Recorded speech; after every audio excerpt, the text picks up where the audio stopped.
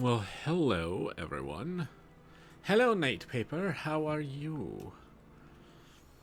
And we are once again in Sherlock Holmes versus Jack the Ripper. And we had left off at a bit of a dead end in our investigation, unfortunately. So, let's see what the game has in store for us. That's a lot of emotes, paper.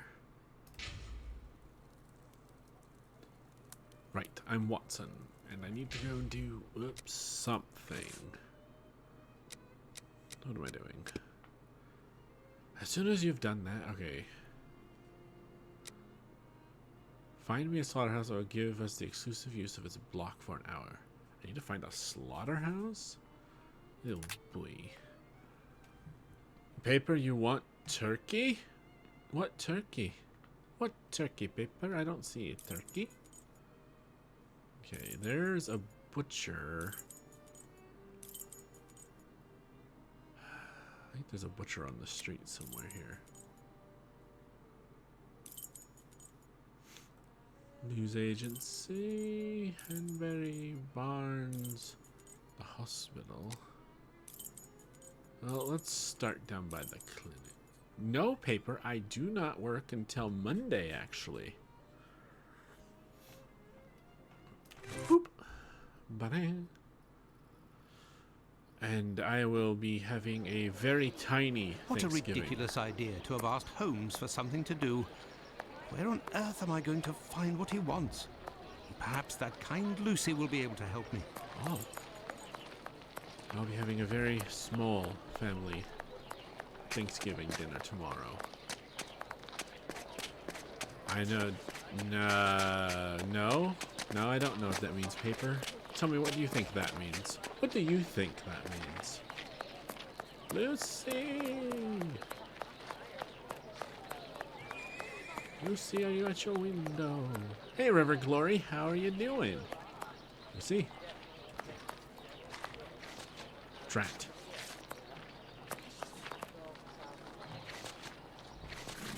Paper, 1-day flight because you're coming to eat. I mean, do you really want to do that, Paper? You're in a rush, my pretty. Come, I'll have you done so quickly you'll only have time to pay. Yeah. Okay, Lucy's usually at that window when I need to ask her a question. So where could she be otherwise? River, you're doing good, and me? I'm doing really rather well. I'm doing really rather well, River. Wow, that was a tongue twister and it didn't need to be. Paper, yep, you'll always come for food. Oh, yeah. Oh, Lucy. We're after Lucy. Where's Lucy? River, happy Thanksgiving. Thank you, River Glory. Happy Thanksgiving to you as well. I hope you're able to safely spend it with someone. Baby boogie. I have no reason to go that way. I have no reason to go there, eh? Where's Lucy? It's not Holmes. For a split second. It's not. Tell me, is it... If you're looking for a princess lover, you found her. Paper, you better have a lot because you're gonna need it all. I don't know. I'm not sure how much there's gonna be, Paper. My mom's cooking dinner for us tomorrow. Where? Oh, where has Lucy gone? Maybe she's inside? Aha! Good evening, Lucy. But is something wrong? Well, of course. Good evening, Dr. Watson. Yes, it's my uncle.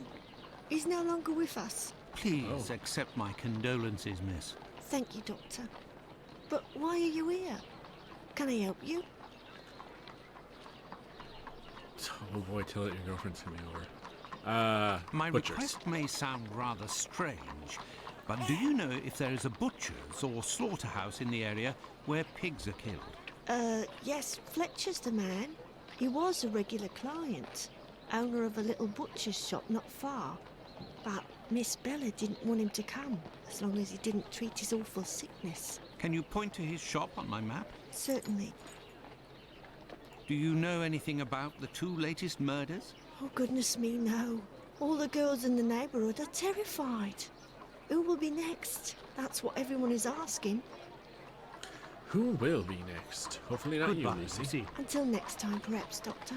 You've been so helpful. No, I don't want the standard one-liner from them. Alright, where is the butcher shop? Ah, There's Fletcher's butcher shop. Closed due to illness. If the proprietor is ill, the butcher's block is probably not being used. Perhaps I can use it. Now, where could a sick butcher have got to? maybe the clinic down the road? Well, by down the road I mean literally right next door. Yes, if Fletcher is ill, he should be here. One would think. Doctor. Good evening, Dr. Watson. Good evening, Dr. Gibbons. I have come to see you because I was wondering if, by any chance, you happen to have a patient by the name of Fletcher, a butcher who would have relinquished his shop due to illness. An illness caught during nocturnal encounters, if you catch my drift.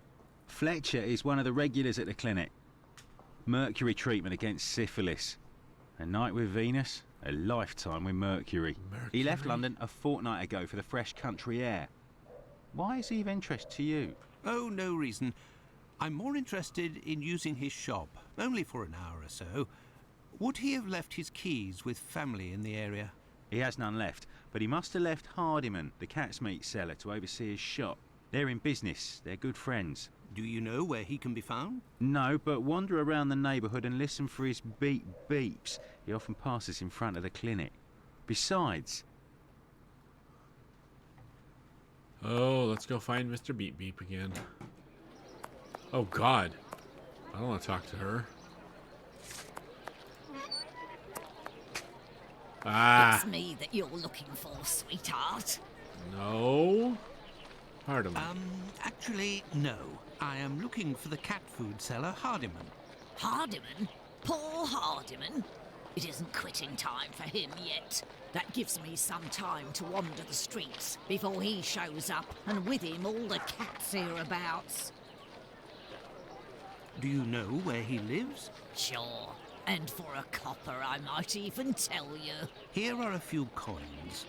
You're too kind, Governor. Well, these days I knows that he lives with his mammy on Hanbury Street, in the same place where Dark Annie bled to death. Why did you call him poor Hardiman? Bah, he's in grieving, of course. Just a few weeks ago he lost his wife, and 3 months before that his girl, poor fellow. Wow. He was in tatters. Even came to cry on my shoulder, believe it or not. Why did you call Oh. him... No, sorry. Well, Goodbye. I must go to Hanbury Street. Hanbury Street. God, do I remember where Hanbury Street is? No. None of the streets are named, even though I looked at all the stupid signs. Hanbury Street. Why is that kid running? I have no reason to go that way. Oh, right, that's the dead end direction. Whoopsie! He's rather finely dressed for this area. Bucks Row.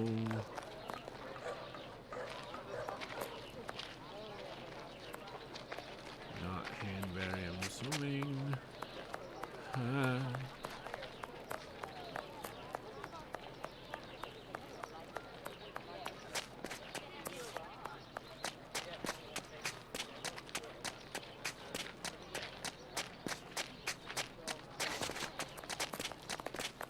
Whoa. I'm listening for them beeps.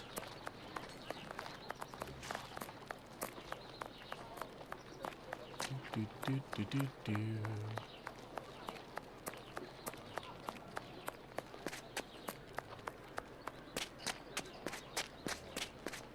Paper. Beep.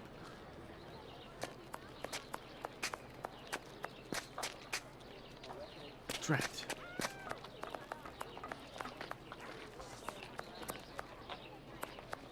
I don't know, where the heck is Hanberry?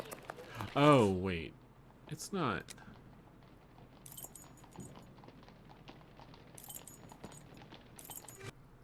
This is the building in which poor Annie Chapman was killed. Beep beep. There he is. Hey, Beep Beep. How's it going?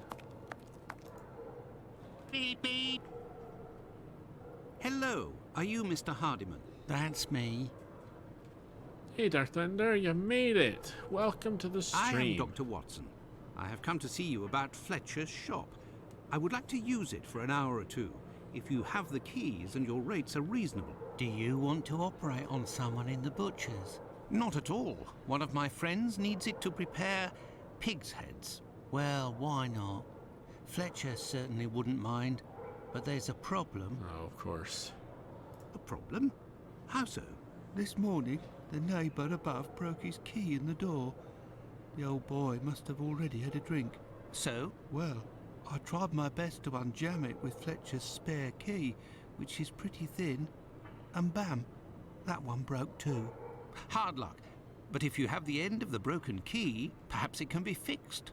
It must still be upstairs. I didn't pick it up. Fletcher has a key too, so I didn't think it was a problem. Fancy if I just had another key with a simpler blade, I could copy it. I'm great at odd jobs. Fine, I will try to find all of that. Well, see you later then. Goodbye, sir. Couldn't just be a simple, here's the key, have a good one. No, no, no, no. Wow. That sidewalk texture mapping's a little strange. Thunder, so how are you on this fine night? I'm doing rather well. How are you doing, Thunder? So wait, I gotta, what? Please tell me. Wait, what? No. Where do I have to go? Oh.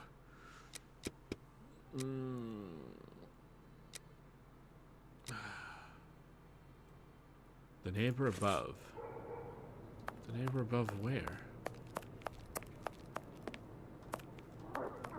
I have no reason to go that way. Which one of these stupid places do you live? Ha! The cat meat sign kind of gave it away, eh? What the? Oh, no. But what a... Ah, how dreadful. My word. These are innards. Kebabs, the same as Hardiman's. So he prepares his meat here. Just sitting This out. bag contains butcher's equipment. I hope it's like for cats or something. Where can I find a key with a simpler blade? On a worthless door, perhaps. What? What do you mean on a worthless door? What does that even mean? Oh yeah, that's where we found that one body. This key was left inadvertently. Indeed, there is nothing terribly precious inside. No. But what a stench. Whew. Now where? Of course I can't just mesh them together. That would be too easy. Time? Oh, right.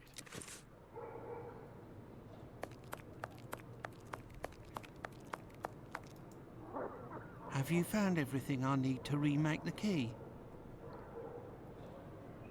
The key. There you go. I think you'll manage with all of this. I'm sure I will, sir. It won't take me long.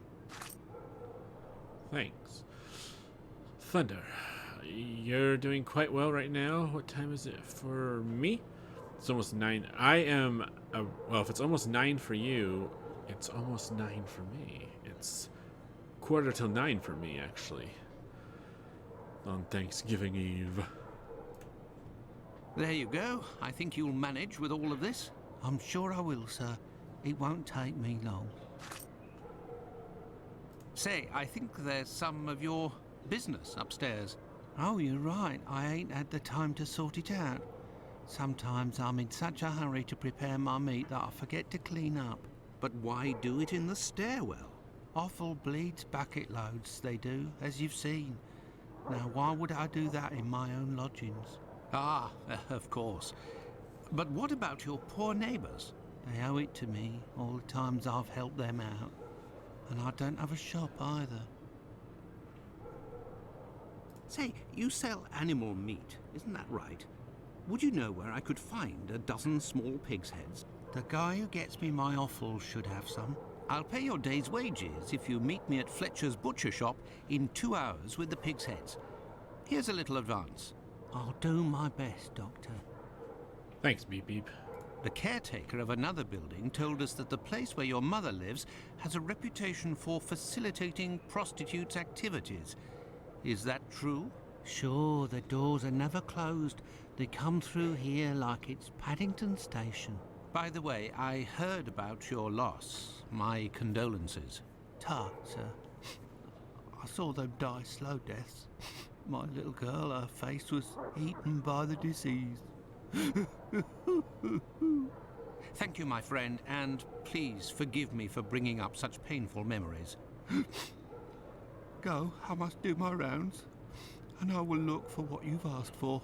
As for me, I will go and find Holmes, and we will go to the butcher's together. Let's return to Fletcher's butcher shop. To the butcher shop. Your heads are on the block inside. Say, you wouldn't be the same chap who bought my whole load the other day. It's possible, but if you want to continue to do business together, you mustn't speak of my presence in the area to anyone. Don't worry, my lord. I'll be as quiet as a church mouse.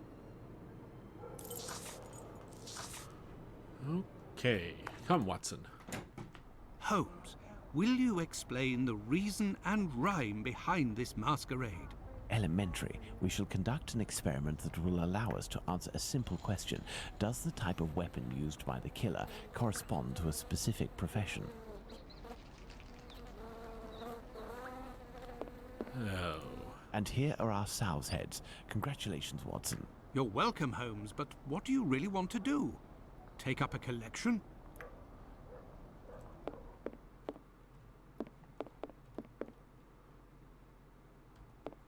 Uh-huh. Well, then.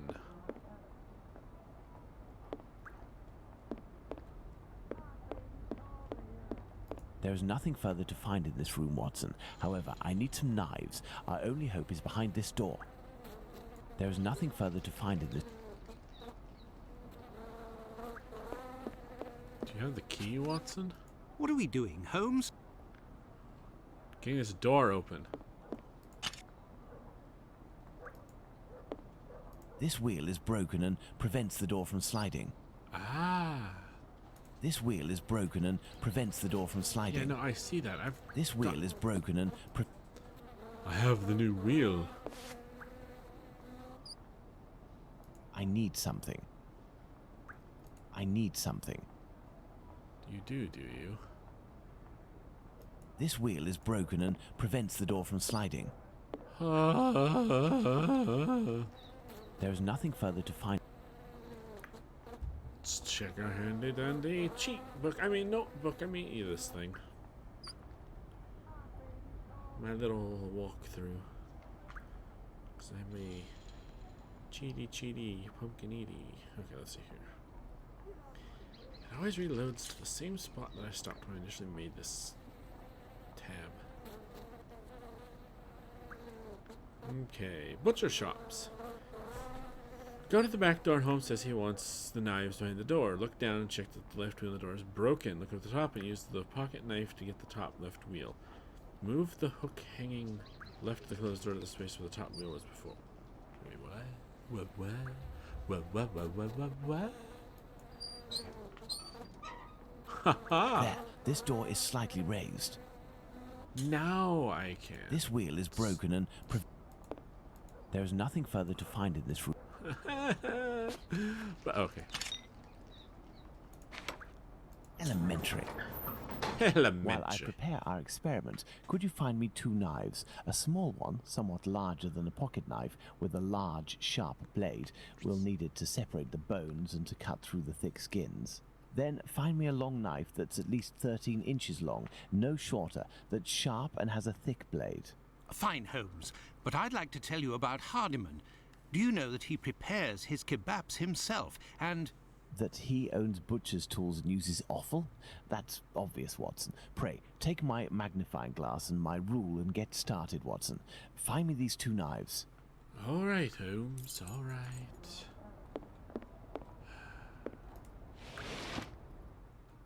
Okay. So 13-inch. With the rule, I must find a large knife. Size, 13 inches. Ha! Thunder, okay, let's go and commit pig murders. Don't worry, I'm on the killer or anything like that. You're not, are you? Okay. Thanks to the magnifying glass, I can find a small knife that matches Holmes's description. Fragments of cartilage.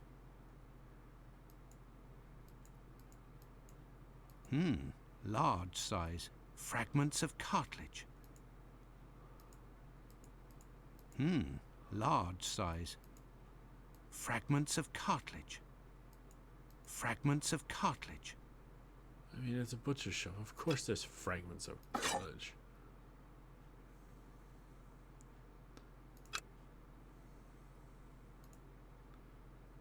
That one's kind of pocket knife size, I'm going to say.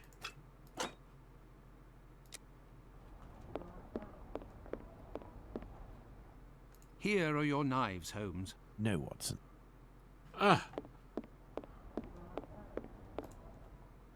No, Watson, he says. This one?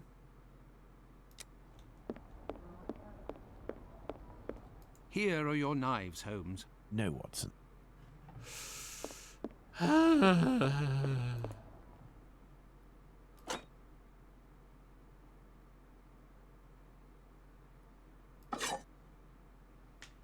But he said... Not quite first try, River, sadly. Alright, let's see what this says here. Use the magnifying lens and check the blades for the small knives. Look for a small knife with large, sharp blade. These are 2... There are 2 with cartilage fragments, one with nicks and another that does not look sharp. Take the blade at the top left with cartilage.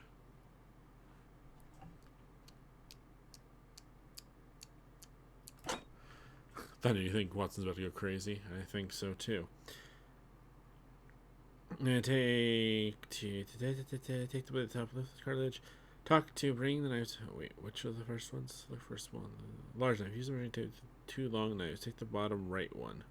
Ah, I was right about that at least. Ha ha ha ha. Ha ha ha ha ha. Okay. Here are the knives you asked for. Be careful, they're awfully sharp.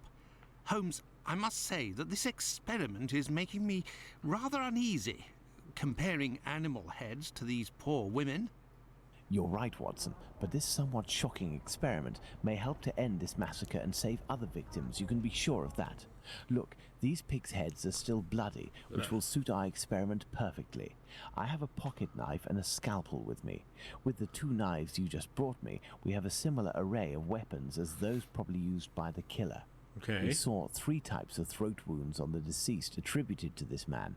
Those intended to slit the throat, those intended to decapitate, and the more superficial yet mortal wound that led to the death of the unfortunate victim in Dutfield's yard, Miss Stride. With the help of these 4 knives, we are going to try to recreate these wounds on the pigs' heads and see what we can establish about the weapon or weapons used. We may also be able to rule out Miss Stride as a victim of the killer of the other 3. Okay.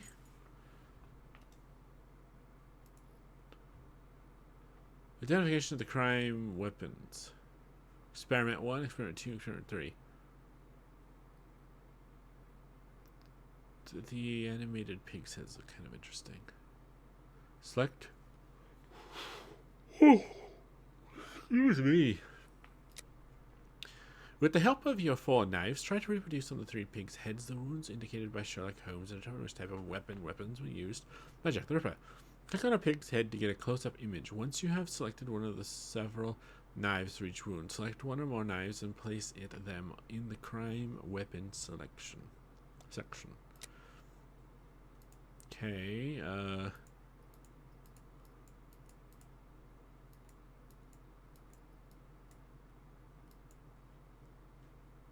okay, can I do this or no?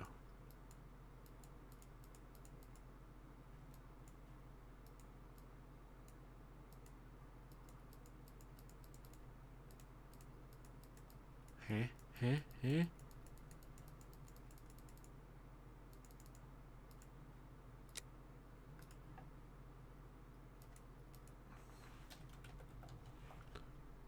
Let's try to use these weapons on this head to obtain a large deep wound to the throat, like those that were noted on 3 of the 4 victims. Large deep wound. Well, let's try this knife first. And perhaps this one as well.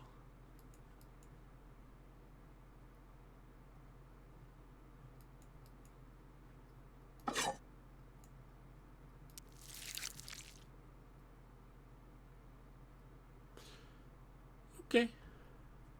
Thunder, so you said for Cyberpunk 27, what do you think about it? I'm reserving my excitement until it actually comes out.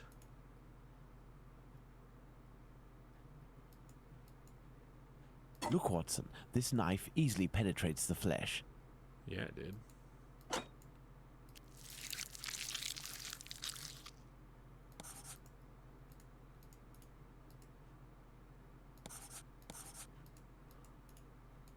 This little knife is very sharp and has a very wide blade. Paper, your excitement has how many delays they're going to get. Yeah.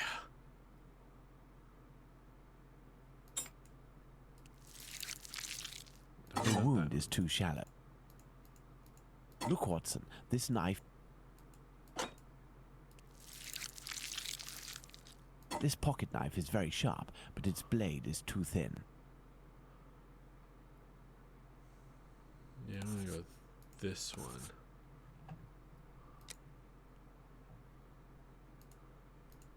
Let's try to decapitate our victim with these tools, knowing that the killer didn't quite manage to do it. Charming. Ooh. Thunder, true. They say it's coming out December 10th or something. It's the 12th. But they didn't say which year. That's fair. Paper, you hit like a red roach. Look, Watson, this little knife with a wide base can easily slice the vertebrae of our porcine friend.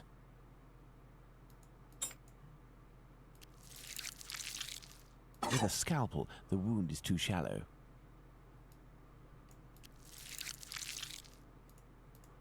This knife with a long blade easily slices the flesh, but cannot dislocate the vertebrae. The blade of this pocket knife is too thin to reach the vertebrae. This one. And let's see if these knives can inflict a mortal wound in a situation where a single quick blow is given. The scenario in question is that of Dutfield's yard. This particularly sharp blade can make a deep gash. Oops. This particularly sharp blade can make a deep gash with one quick slice. I'm gonna go with that one. Select the right knife or knives.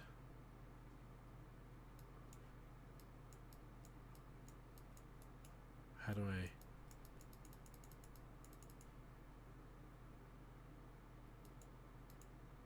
Let's try to use these weapons on... Elementary. Oh, there's multiple. Let's try to decapitate our... Charming.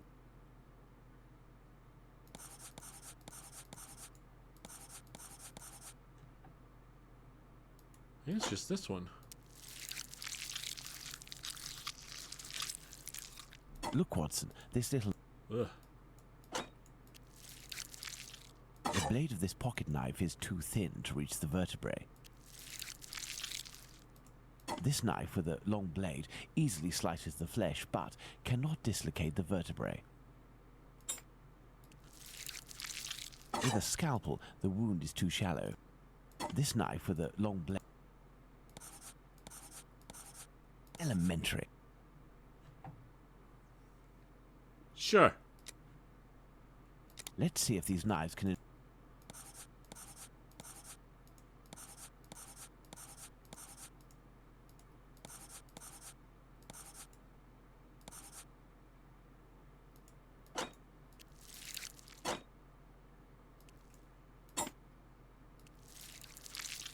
This particularly sharp blade can make it...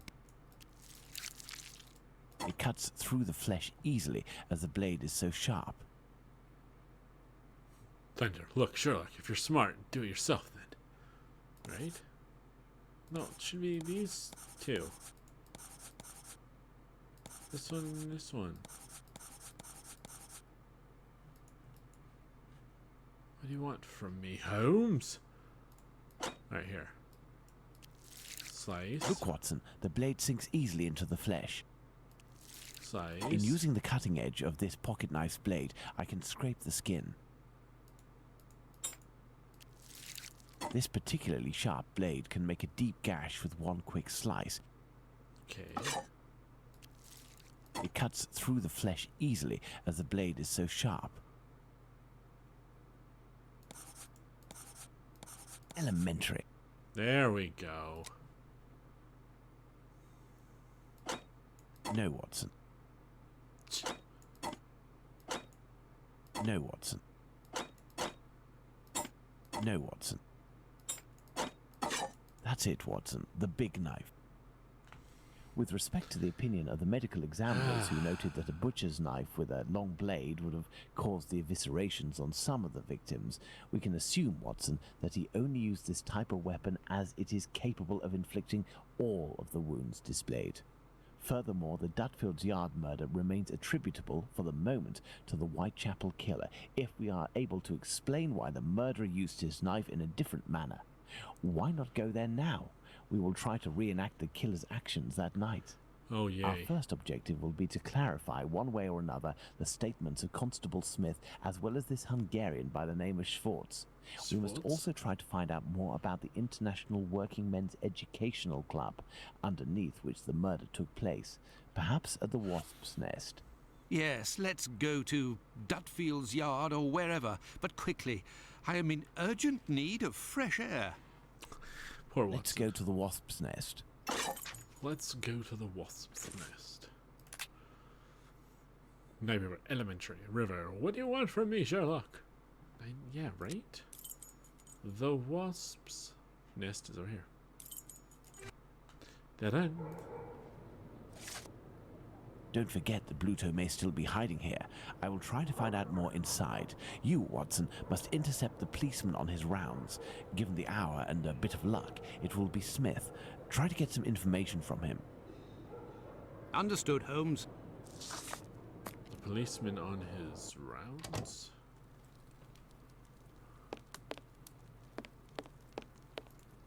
Hello. A draft, my good man.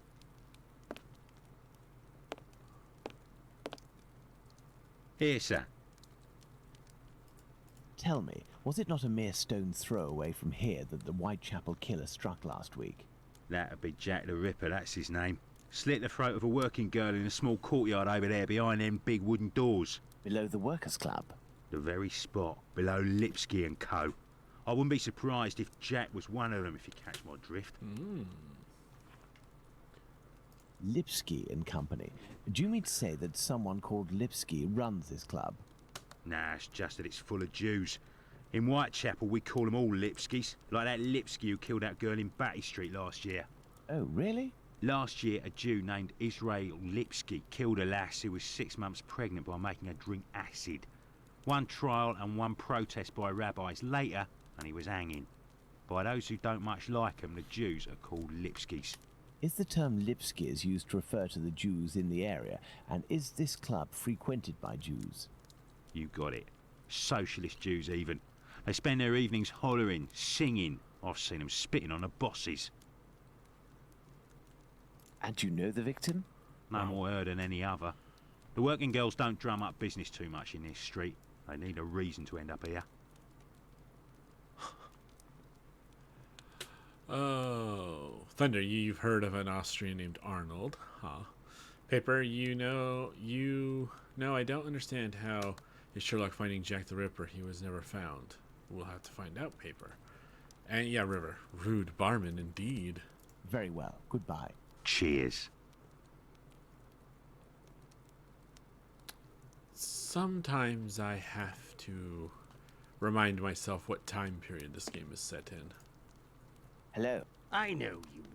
You're Squibby's guardian angel. You weren't dressed the same last time, but I don't forget a face. No hard feelings, huh? Join me in a glass? Your Jack the Ripper is on everyone's lips and written in all of the papers. You must be awfully proud of yourself. You have skill, that's for certain. It's a shame you use it to mask rather than discover the truth. You better believe that I'm going to find out who it is. I got a hold of old Schwartz's interpreter. You know, the Hungarian who saw Liz Stride get it. Doesn't speak a word of English. And when he went round to the station, another Jew went along to interpret. I found that bloke, and he repeated everything that had been said at the station. It won't be long before I find these fellows. You're Jack the Ripper. You... Why do you say these fellows? Were there several of them? Do you not read the papers, or what? Well, given the rubbish that you read sometimes. Let me explain. At 12:45 a.m., Schwartz goes down Berners Street towards Fairclough, on the side of the road where the Workers' Club is. A bit further from there, just near Dutfield Yard's wooden doors, a chap and a lady are arguing. The Star said that the bloke wanted to push the girl into Dutfield's yard, but the translator told me that Schwartz saw him pulling her towards the road. She doesn't want to follow. He grabs her by the shoulders and throws her to the ground. She falls a bit, but not too loudly. Old Schwartz is scared, crosses to the other side, but continues in the same direction.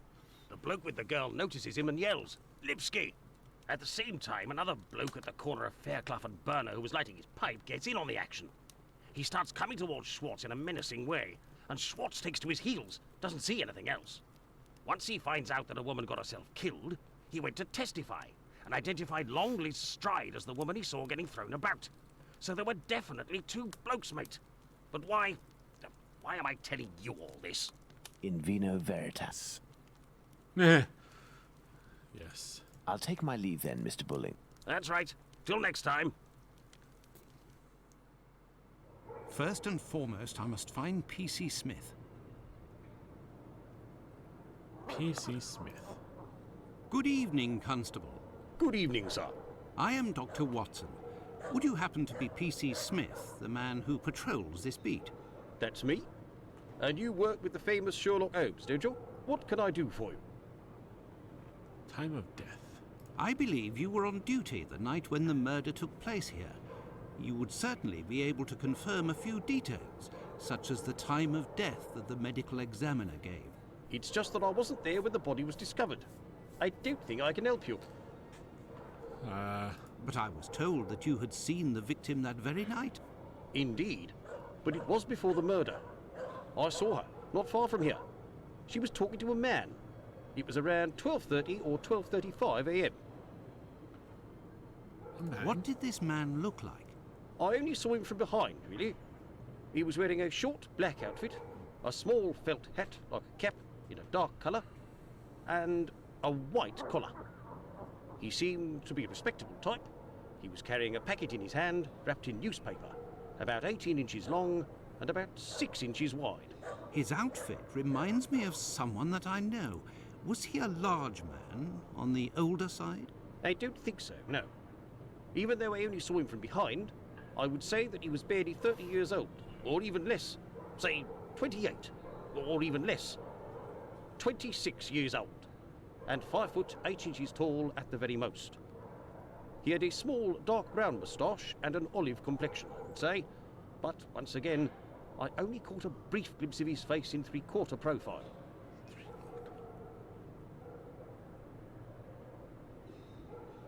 What is going on here?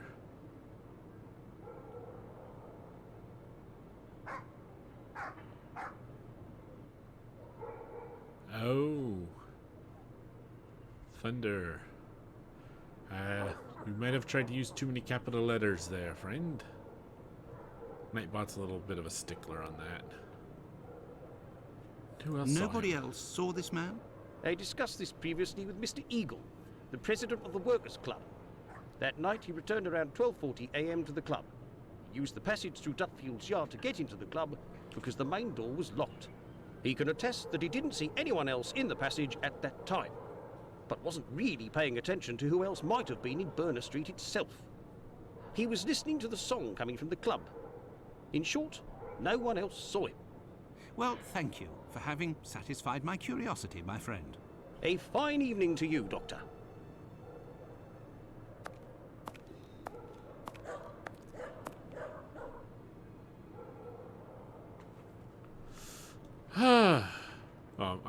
Oh, okay.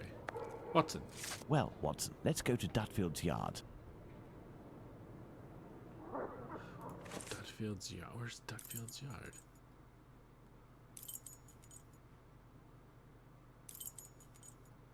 It's back here somewhere.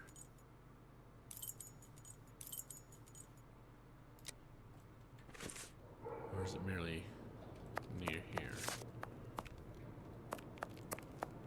Dutfield's yard. That was easy enough.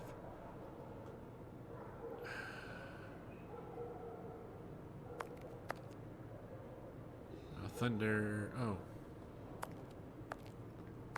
Okay.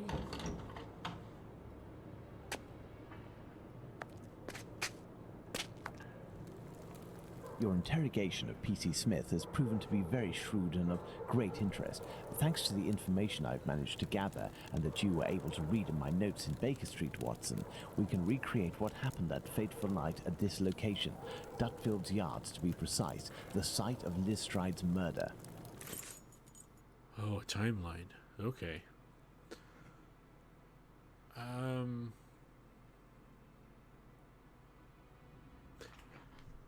Oh boy.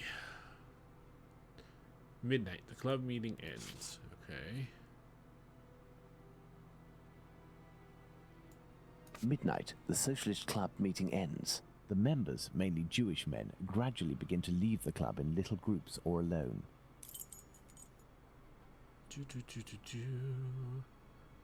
12:20. 12:20 a.m., the American leaves the Socialists Club for some fresh air. The street is deserted.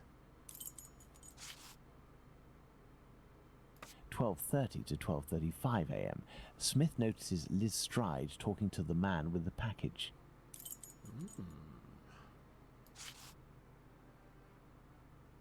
12:40 a.m., Eagle, the president of the club, enters the Workers' Club via the passageway through Dutfield's yard. He passed through Dutfield's yard. If Liz Stride had already been killed, he would have had to walk over her. The murder, therefore, had not yet happened. Okay. 12:43. 12:43 a.m., Israel Swartz passes by Dutfield's yard and witnesses the attack on Liz Stride.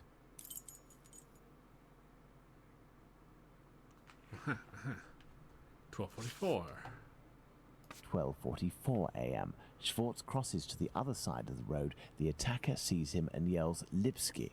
The attacker must have shouted to his accomplice at the end of the road, "Lipsky," indicating at Schwartz using his head in an attempt to scare off this undesirable. Right. 12:45. 12:45 a.m., Schwartz runs away, followed for a short distance by this man. 1 a.m., Mr. Diemschutz wants to enter with his cars, but the pony refuses. We know that the murder took place between 12:45 and 1 a.m. Mr. Diemschutz, therefore, must have disturbed the killer. Let's place Liz Stride's murder on the timeline, Watson. 12:45 to 1 a.m., the murder of Liz Stride. It took place in this very spot, as the traces of blood were very confined. We will come back to this point in a few moments to elaborate on what could have happened. Well, we are still missing certain information in order to finish this investigation, Watson. What information? What else must we find?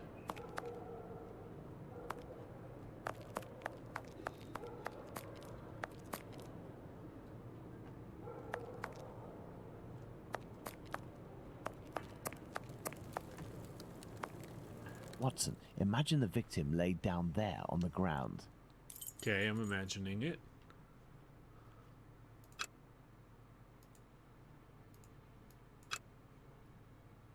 Her left hand, it is closed around a bag of pastils. The throat, there is but one clean cut, slightly slanted downwards.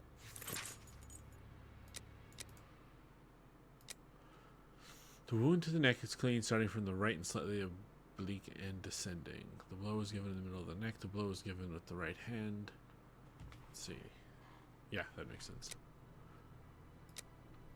There's only one wound and it proved to be mortal. The victim had a neck wrung. There is but one superficial wound to the neck. No, it was fatal. The murderer struck the blow from below. The murderer struck the blow from above. The murderer struck the blow from his height. I'm going to say from above. The murderer is strong. Elstride's killer is right-handed. And he is a strong man.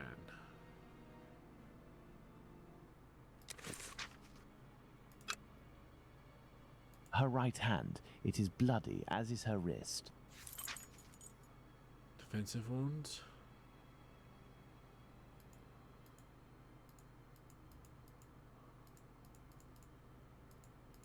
Her knees and dress, they are clean. Okay.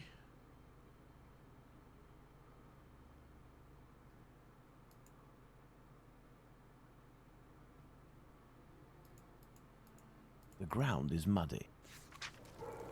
Okay. Yeah, that's fine.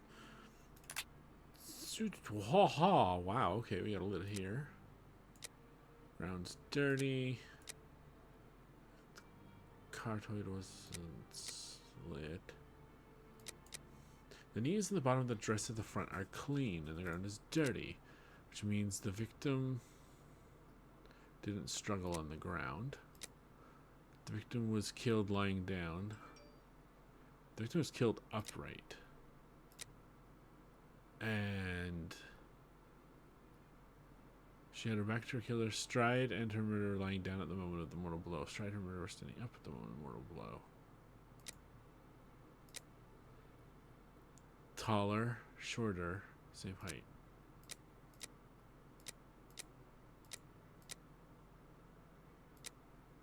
Lying down.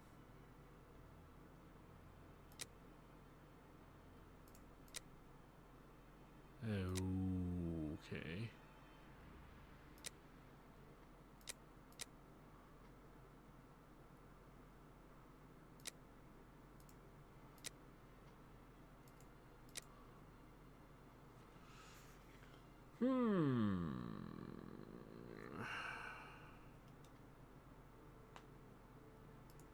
Alright, here. Bloody right hand and wrist. The cartoid wasn't slit. Just bleeding from the nose. The victim had her hand cut. The victim put her hand on her throat. The knife used was thin. Stride was Mizuana. The blade was thick. No. Thin.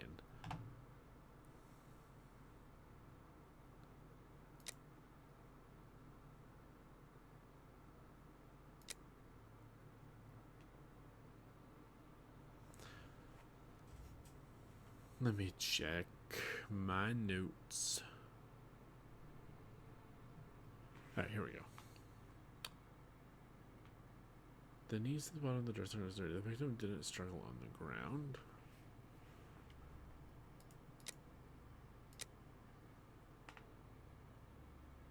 The victim was killed upright, yes. Stride and her murderer were standing.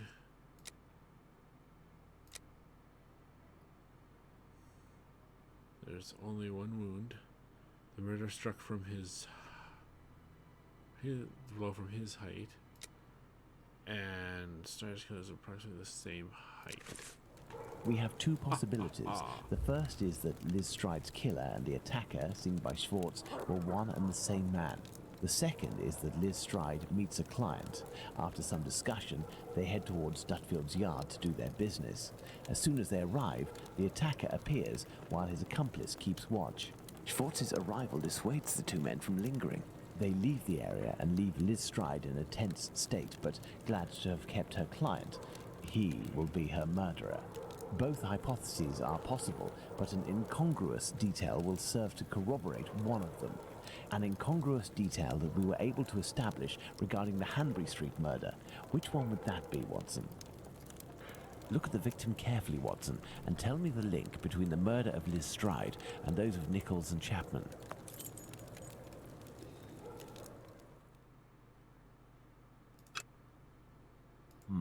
No, that's not it. No, that's not it. No, that's not it. The bag of pastels, Holmes. The bag of pastels. Indeed, Watson. If this woman had to defend herself against an attacker, why would she have held onto this bag in her hand? It didn't fall because this woman's hand tensed at the moment when she fell to the ground. Therefore, Watson, we know the killer distracted his victim's attention by making them take something out of their pockets. Why didn't he slit her throat like the others? He must have feared a struggle with this strong-willed woman. Why didn't he eviscerate her? Because Louis Diemschutz arrived. Do you think the Whitechapel killer is behind this murder, Holmes? Yes, and now this murder has been linked to its rightful perpetrator, it will take on deeper meaning when we have examined the facts from that night. Let's go to Mitre Square, where Catherine Eddowes was killed. And make haste, Watson, as we have another murder to commit in 40 minutes. Here we are, Watson. What? Mitre Square. It took us a mere 20 minutes to get here. If the killer left Dutfield's yard around 1 o'clock, as we assume, he would have arrived here at around 1:20 a.m. Okay. We know that Catherine Eddowes' body was discovered at 1:44 a.m. Catherine was released from prison around 1 o'clock, but we have no information as to what she could have been doing until her death. This place has 3 possible ways out. Let's see where they lead. As a precaution, I brought an old map of the area with me. It will help us get our bearings. Let's hurry, Holmes. This neighborhood makes me ill at ease. The Imperial Club, the Synagogue, St. James Passage, Mitre Square. Okay.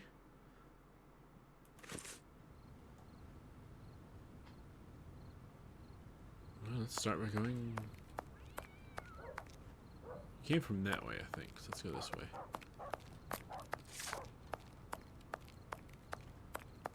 Church Passage. It must be opposite the Imperial Club at 16 to 17 Duke Street.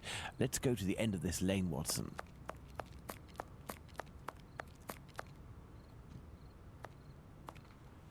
Huh. Hello, you must be Abraham Solomonovich, am I right? Yes, that's me. But I know you. You brought a lad to my place to take care of a cat, and I loaned you my mask. Yes. That's me. May I present? Dr. Watson, of course. Delighted. And you?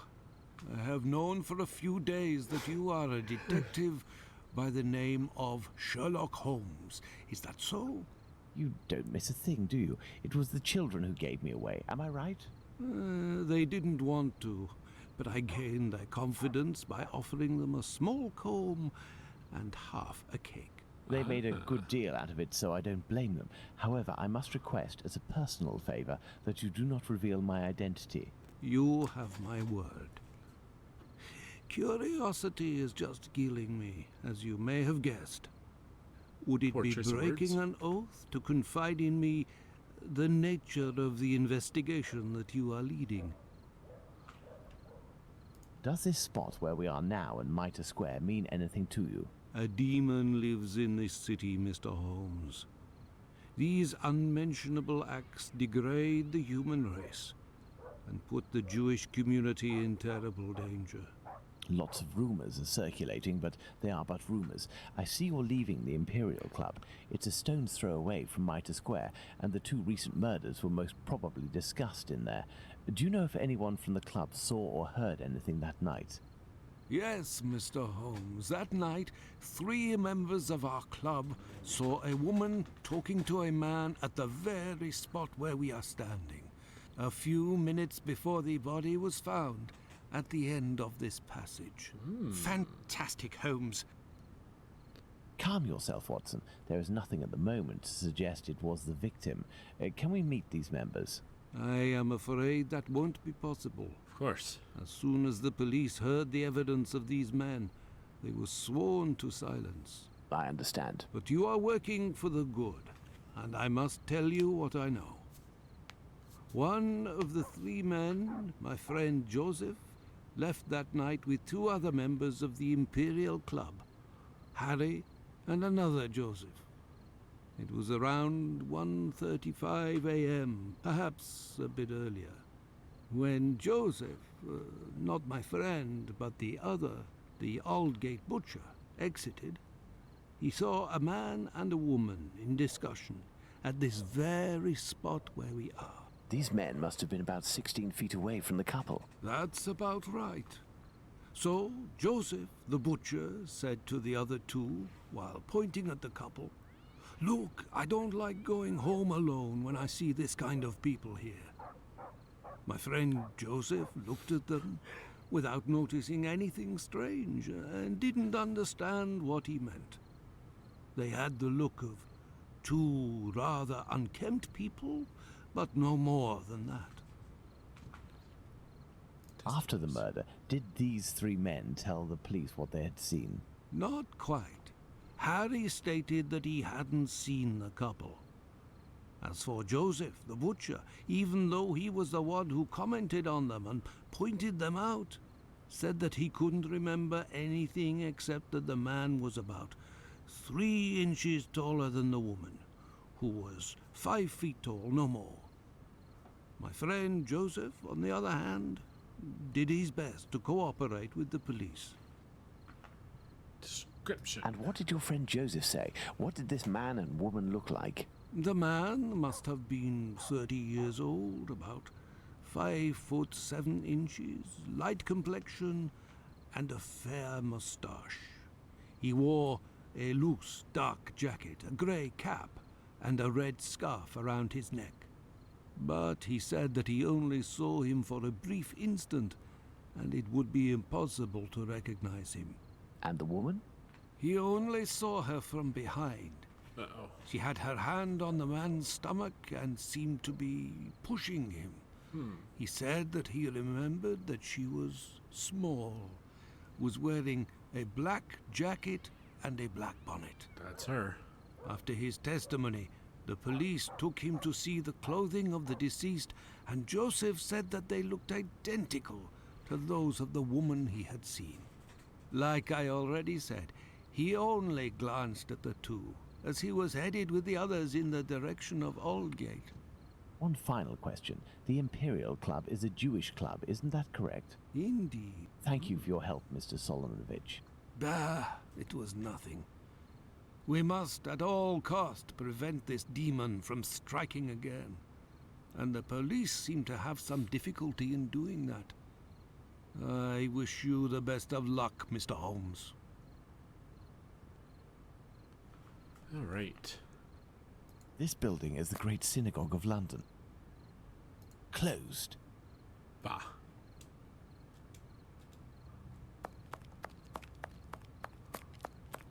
The Imperial Club. I have no reason to go that way. We must, first and foremost, locate the 3 exits leading to Mitre Square, Watson. Well, we found one. Oh, it's rubbish.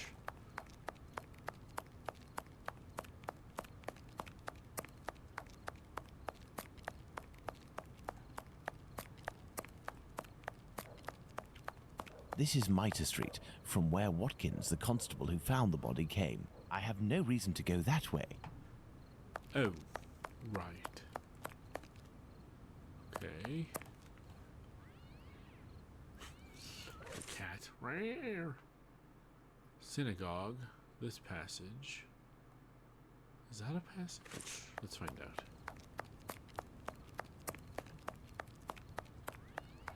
Nothing of interest here. A dead end.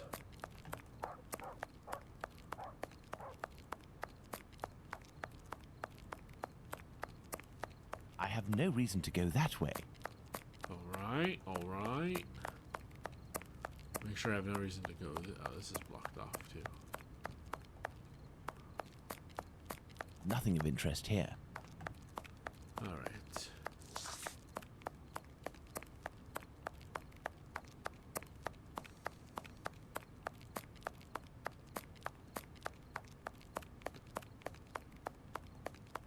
Watson, we are now in the exact spot where poor Eddowes tragically ended her days. This spot is very dark, Holmes. That is probably why our murderer chose it. Good dark Let's corner. see. We'll need a lantern. A lantern? I don't want to go on a lantern hunt. Ah, there's a lantern.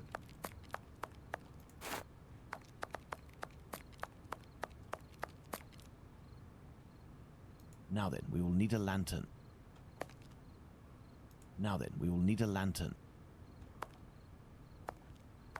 Oh.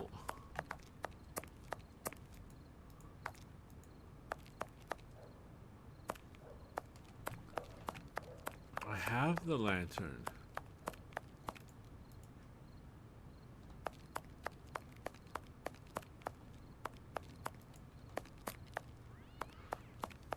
Now then, we will need a lantern. Now then, we will need a lantern. What do you want from me, game? Wow, Watson. This is Mitre Street, from where Watkins, the constable who found the body, came.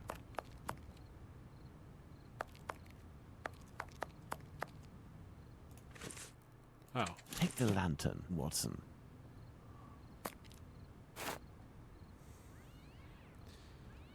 Paper, need oil. No, it's needed matches, apparently. The head is turned towards the left. The murderer must have been on the right side of his victim. Let's look at her from the front. Oh. The nose was cut.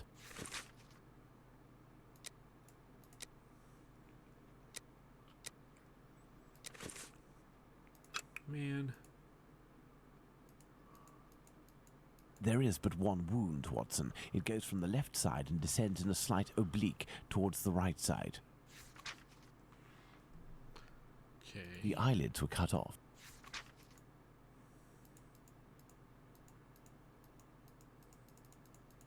The eyelids were cut off. Yeah. Lovely.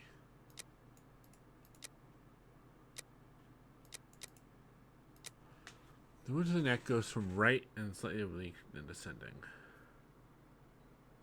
From the right.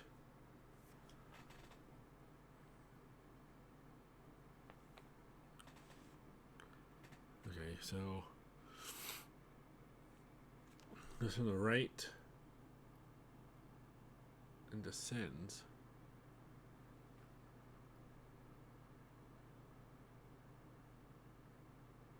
So that means he's behind, yes? The murderer is a bit shorter than the victim. The wound is the same kind as that of Stride.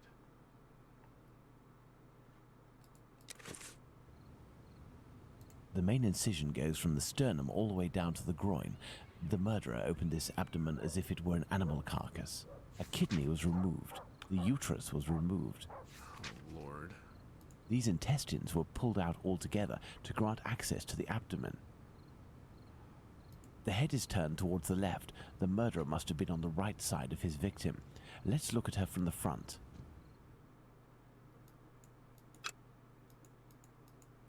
There is but one wound, Watson.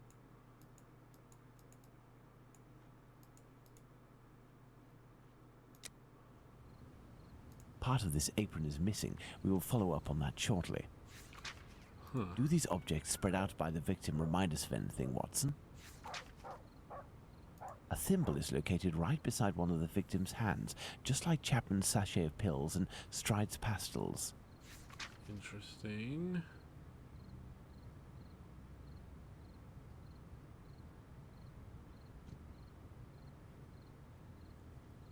The main incision goes from a kidney was removed. The uterus was removed. No, I took the wrong spot.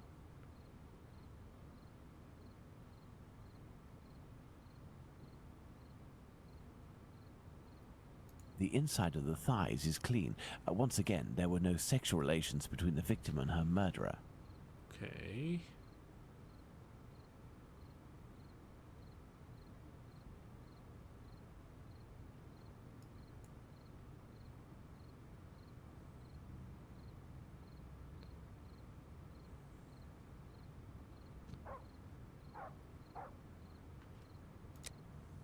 Oops.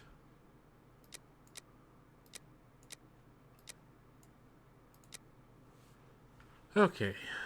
The murderer was behind the victim. The central incision goes from the sternum down towards the groin. The murderer is right-handed.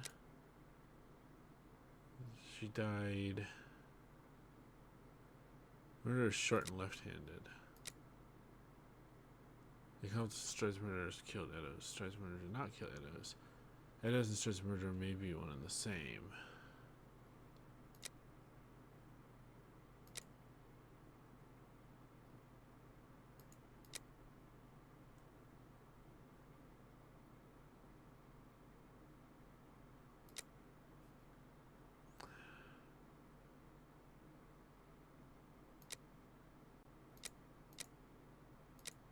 Ha. Okay, let's see here.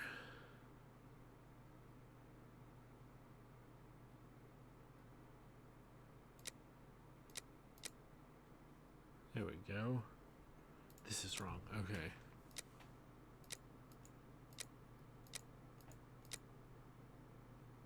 It's wrong because this is wrong.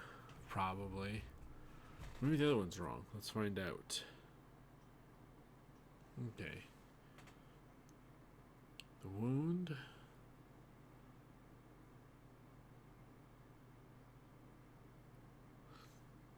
The blow was fierce and instantaneous.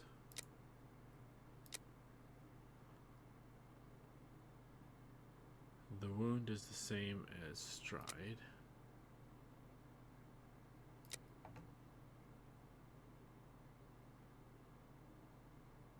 She died same way Stride did.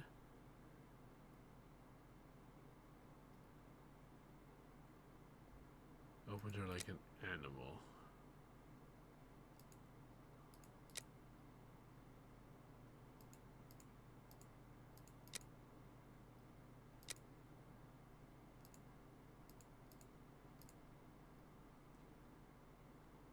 Wait, what?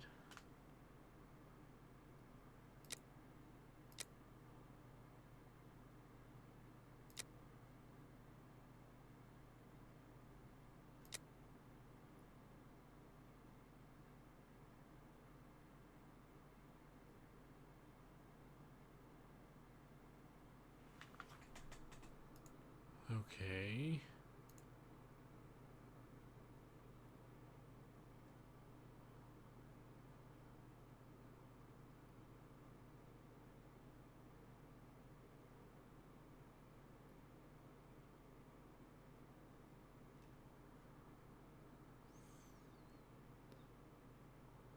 The one's the same. Right-handed. There we go.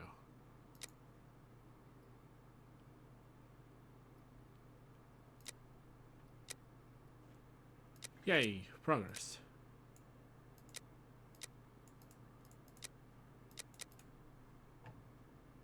Okay, the items are meant for a woman. The items belong to the victim.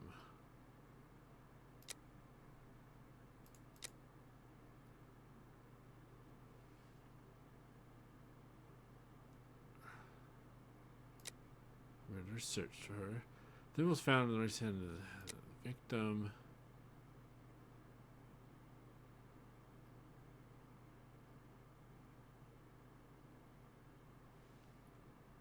She lost a no.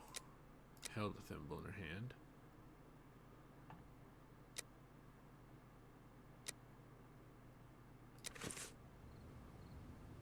Now, let's imagine this bloodless corpse resting on the cobblestones, Watson, and interest ourselves in what it might teach us.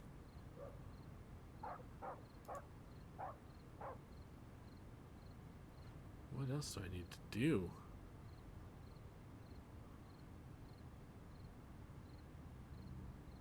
The main incision goes from a kidney was removed. The uterus was removed. Ugh. The head is turned towards the left. I found everything here, haven't I? Oh, wait. The cheeks were slashed to make them thinner. Why? My goodness, Holmes, it was a slaughter. Understand, Watson, that our killer had neither the time nor the conditions to bother with the niceties. He had no more than 7 or 8 minutes at most to kill the woman, open her up, and all the while in total darkness. Holmes, it's a woman, a poor victim you're talking about. Consider all the time this man lost and the risks that he actually took by cutting the victim's face and the lower abdomen in around 20 precise spots, especially the lungs and the liver. These attacks, which I considered gratuitous, are in fact nothing of the sort and have as much sense as the removal of the organs. We must, first and foremost, locate the 3 exits leading to Mitre Square, Watson.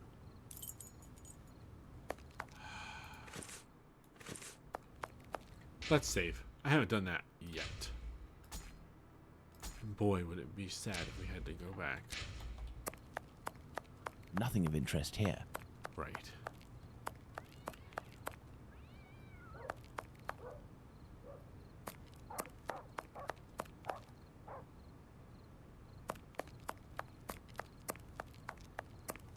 This dark and narrow passage leads to St. James's Place. Watson, we must now consult our timeline. We began in Dutfield's yard, but this time we will try to recreate the actions of certain people. In this case, those of the 2 policemen. Nothing of interest here. River Sherlock gives no F's to these women. Wow. I think he's trying to keep a professional detachment to help him not get overwhelmed with what's going on. That and Holmes really was kind of known for being a bit aloof. The timeline. 1:30. 1:30 a.m. P.C. Watkins didn't see the corpse while on his rounds. If P.C. Watkins did his rounds properly, and there is no reason to doubt this was the case, as he discovered the corpse a quarter of an hour later, the murder hadn't yet taken place, and there was no one in Mitre Square, unless they were hidden among the shadows. Enter Mitre Square via Mitre Street, Watson, and stop and try to see me with the lantern. I will be where poor Edow's corpse was.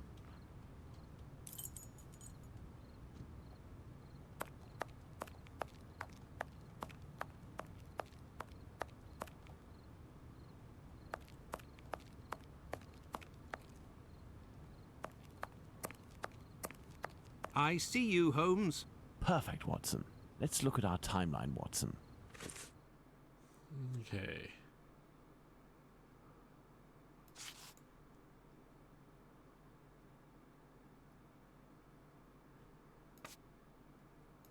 $35.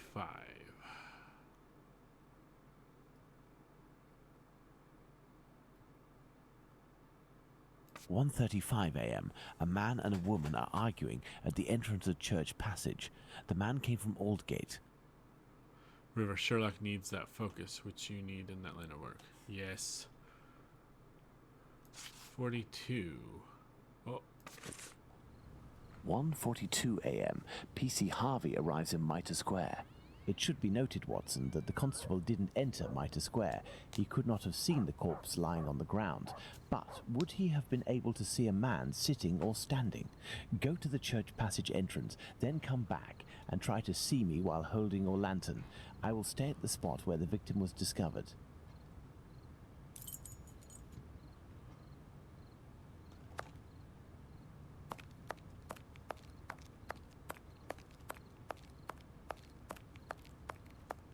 I see you, Holmes. You had to proceed into the square in order to see me, something Harvey didn't do. It is possible that the killer was still there. 1:42 a.m. PC Harvey arrives at Mitre Square but does not go in. The murderer may well have still been there. 44. 1:44 a.m. The body is discovered.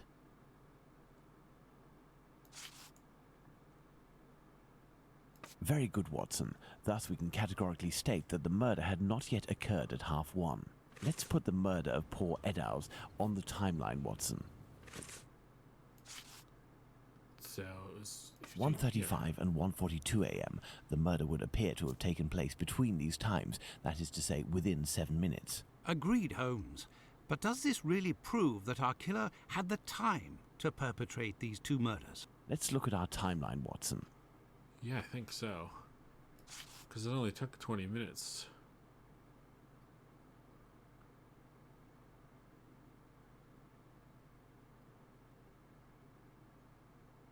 There, Watson. We are now certain that the murderer really had the time to commit these two murders. Incredible. Let's look at our deduction board, Watson. Incredible.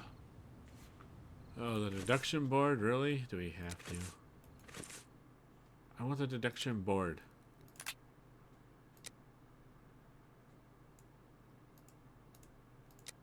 Alright, now we can finish the deduction board. He hates Kitty's new anatomy. He did not know anatomy. This spot is making me nauseous. Can we not head back, Holmes? We certainly can't, Watson. We have one final point to address.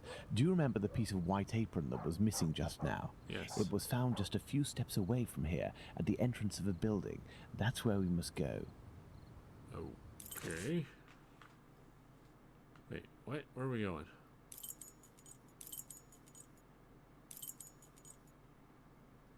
Nothing of interest here. Let's go. Okay, let's go. Golston Street. There's the spot, Watson. By night, Goulston Street is deathly silent, which will permit us to carry out a fair few experiments. Let's find the entrance where the piece of the victim's apron and the mysterious chalk message were found. River, you learned to love mysteries from your mom. You even wanted to have a career in forensic science. Nice. Yes, I can remember when I was growing up, my mom watched a lot of the Perot movies and whatnot. Look at these signs, Watson. We are in the Jewish High Street. Look at these signs, Watson. We are in the Jewish High Street.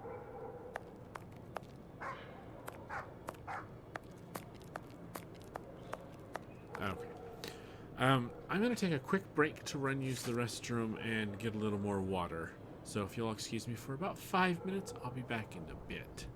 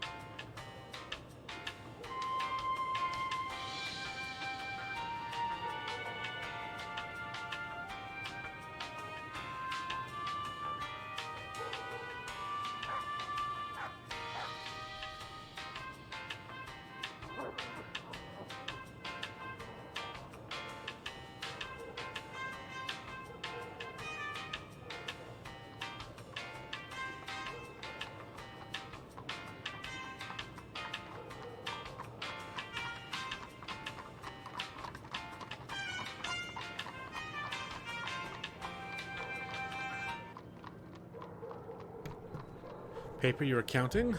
Well, it's a good thing I made it back in time then. Alright. Let's see. Watson, you're always so close.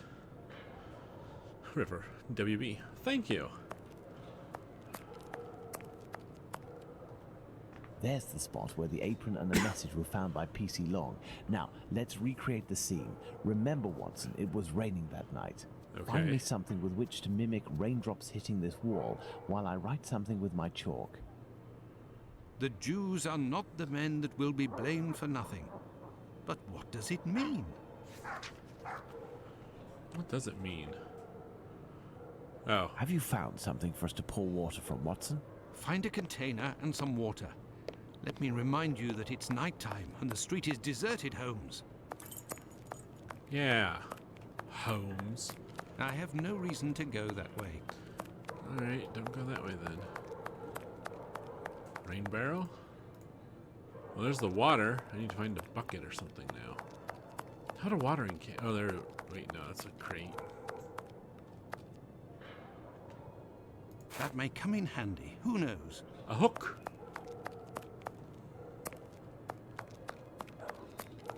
I have no reason to go that way. Of course you don't. Oh, that's a bottle. An old wooden pole. A merchant probably threw it out. What a waste of a good pole. That may come in handy. Some Who knows? rope. And I need a jug.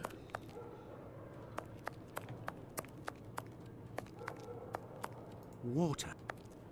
Okay, I found the water for the thingy.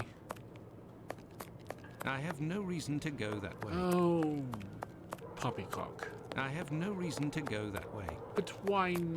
Wait a half a tick. I have no reason to Okay. go that way. Thought I saw something in the corner of my eye, but no. I have no reason to go that way. What's in your insufferable? I have no reason to go that way.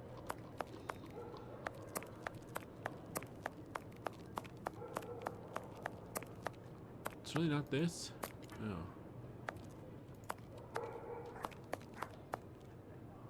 I have no reason to go that way. I have no reason Yeah, to go yeah, that way. yeah, you get it, I get it. Sheesh.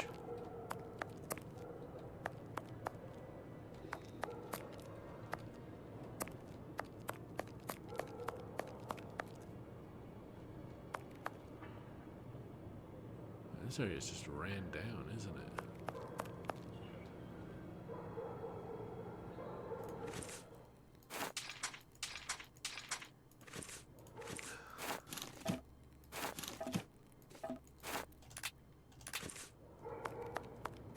Okay. Oh, Watson. Have you found something for us to pour water from, Watson? No.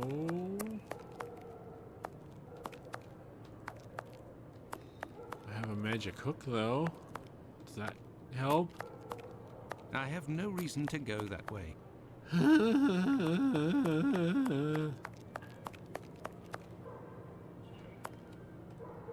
Oh, is that supposed to be a sewer grate? Interesting.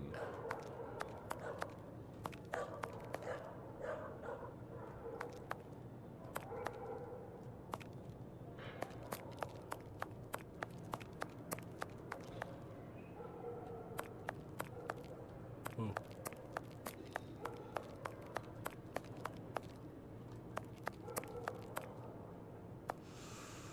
Oh, it might be time to grab my fancy little notes. There has to be.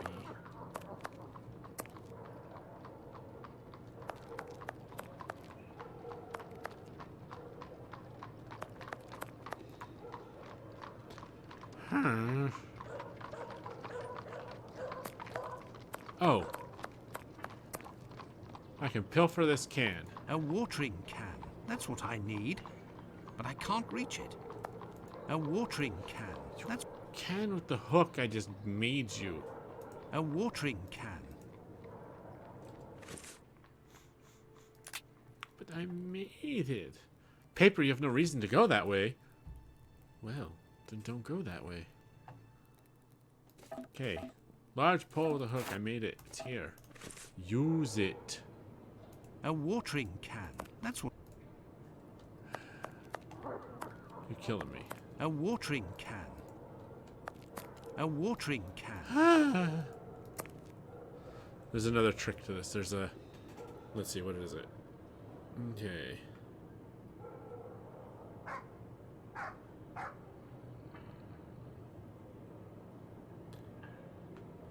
Get the rope. Wooden pole. The hook. Go to the sidewalk. See the can. Combine the wooden pole, the pole with the hook, tie the rope to get the large pole with the hook. Go to the right of the table made of boards under the watering can. Push the crate on the ground 3 times to the left.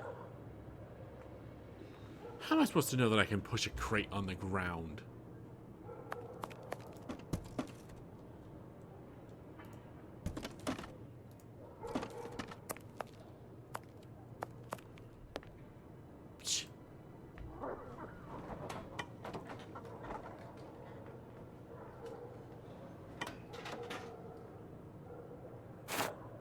Ha!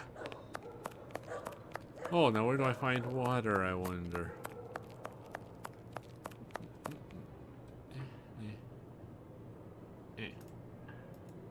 Hey. Holmes! Yes, I have, Holmes.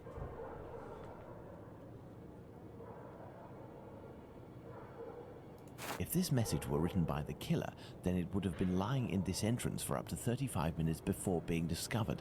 Let's find out in what state it must have been. This message could not have withstood an entire night in the rain. During the investigations carried out on the night of the double murder, PC Hulse inspected the entrances of this street around 2:20 a.m. and confirmed to have seen nothing out of the ordinary. At 2:55 a.m., 35 minutes later, PC Long found Catherine Edow's piece of apron and the message in chalk. This message would not have withstood a whole night in the rain, as had I continued to water it for a little longer, I would certainly have erased it. It was written, therefore, at the moment when the piece of apron was dumped. This substantiates PC Hulse's statement, which stated he had seen neither of these during his rounds. After its discovery, it was guarded and protected from the rain, which was subsiding, which explains why it was still legible when it was erased at 5:30. My dear Watson, when you met P.C. Smith on his rounds in the street, where was he? On the pavement or in the middle of the road? In the middle of the road, Holmes, without a shadow of a doubt. Good. You will go down the street with your lantern as if you were a policeman on patrol, using Smith's position as a guide. As soon as you see the entrance where I used the watering can, tell me if you see anything. River erasing evidence? No. Recreating evidence.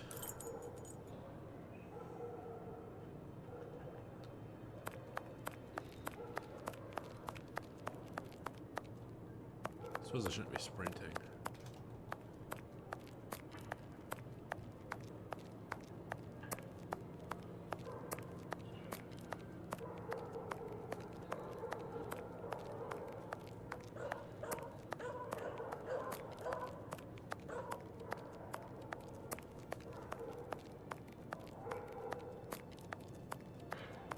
I have no reason to go that way. I noticed nothing, Holmes.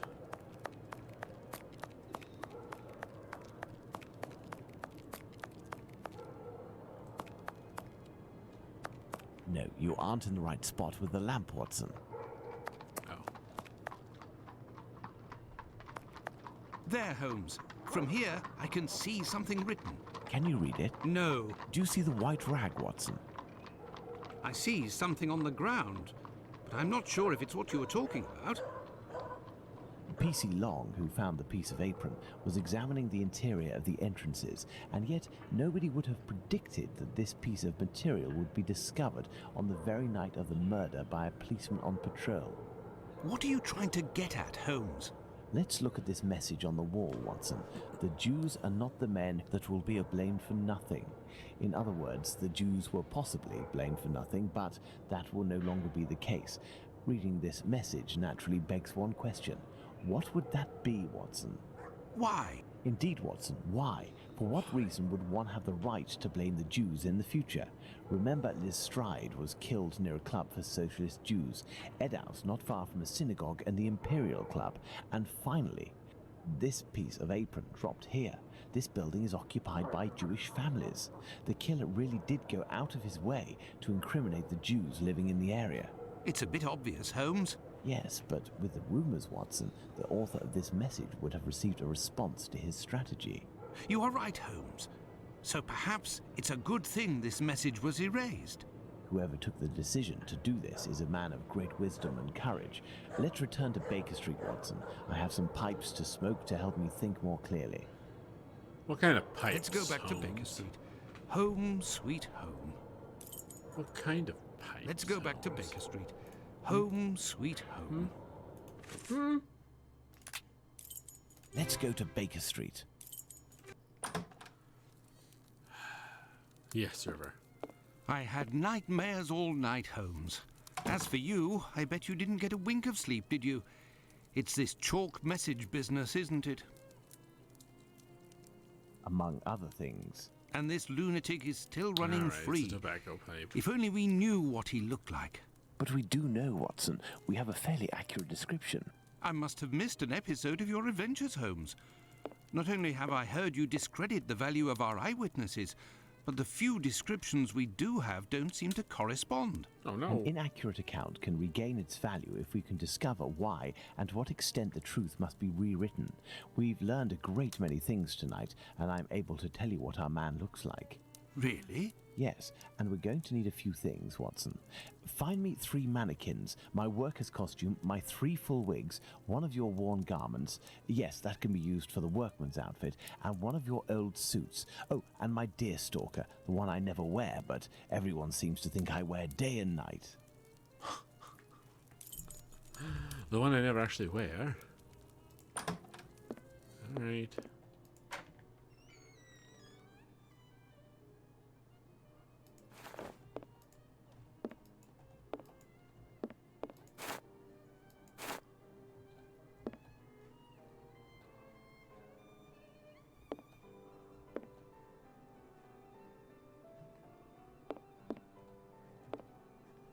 Alright. We shall place our mannequins here, Watson. Okay.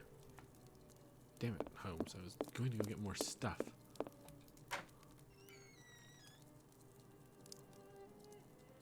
How many mannequins does he have?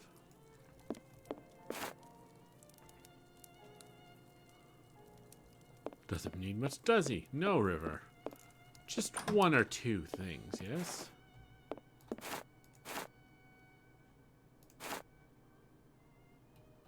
Wait, he said 3 wigs? That was 2. Is there another one in here somewhere? Aha.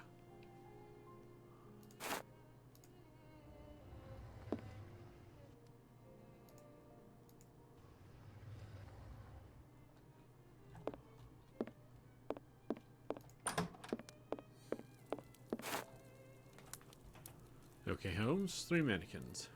So, as for one of the murders, we have no witnesses whatsoever. As for the 3 other, we have at least one person who claims to have seen the victims talking to a man a few minutes before their death. Do you remember whom these would be, Watson? Oh my goodness.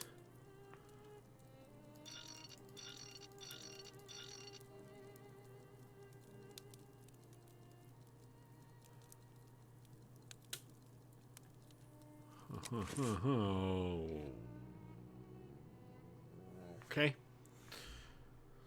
I need to get 3 documents as proof. Which 3 documents?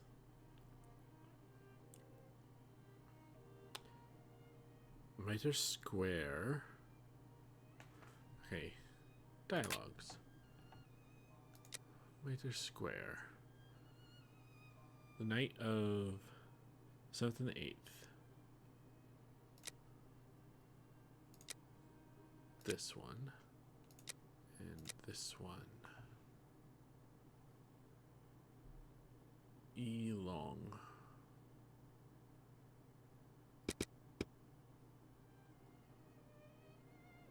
Wait, what?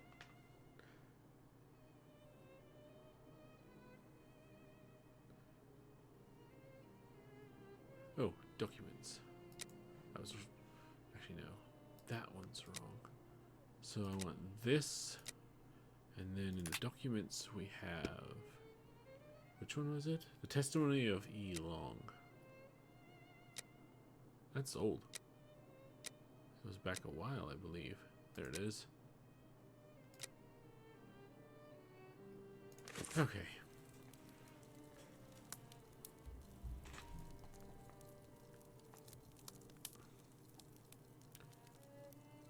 Apply the height, the age, and the clothing of the mannequins, basing yourself on the 3 correct witnesses.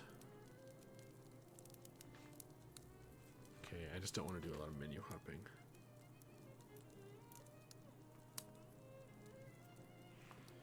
Costumes, wigs, and dialogues. Change the mannequins. Okay, so.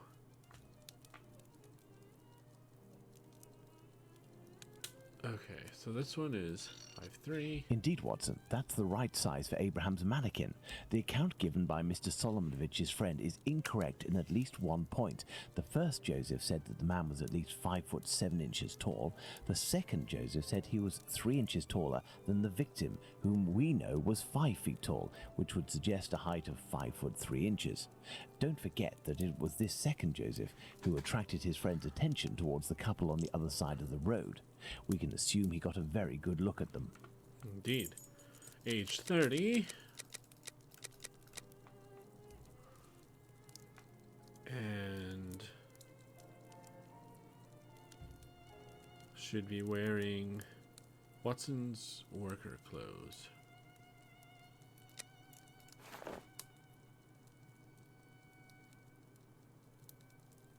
Watson's clothes and the blonde wig.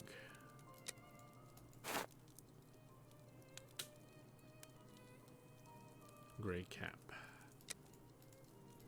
There we are. Magnificent. Perfect. All right. The next one is long. And this one is 40. 5'3".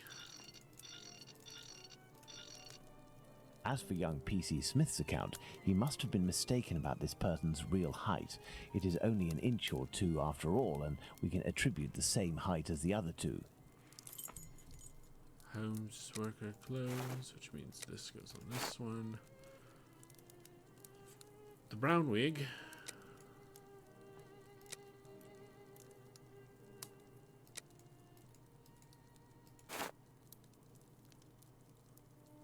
Brown cap. There we are. Magnificent. Which means the last one, Watson's old gray suit, brown wig, cap, brown cap. I don't have a brown cap.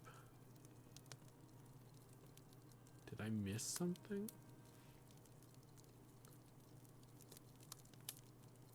$26.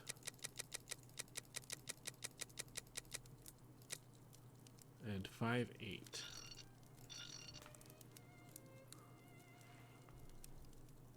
Did I miss a cap?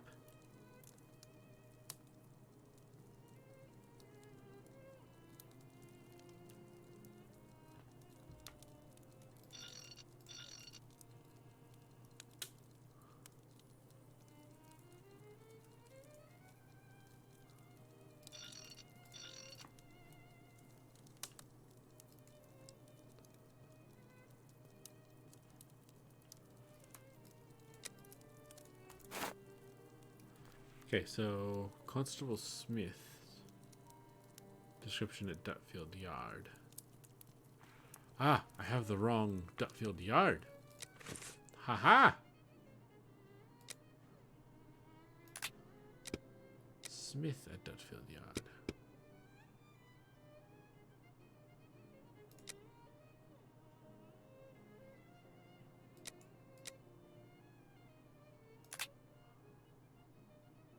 Smith. Bravo, Watson. There we There go. are our 3 witnesses. Alright. Now what?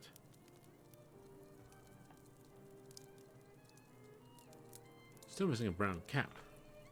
Alright, let's see if I can go find a brown cap real quick.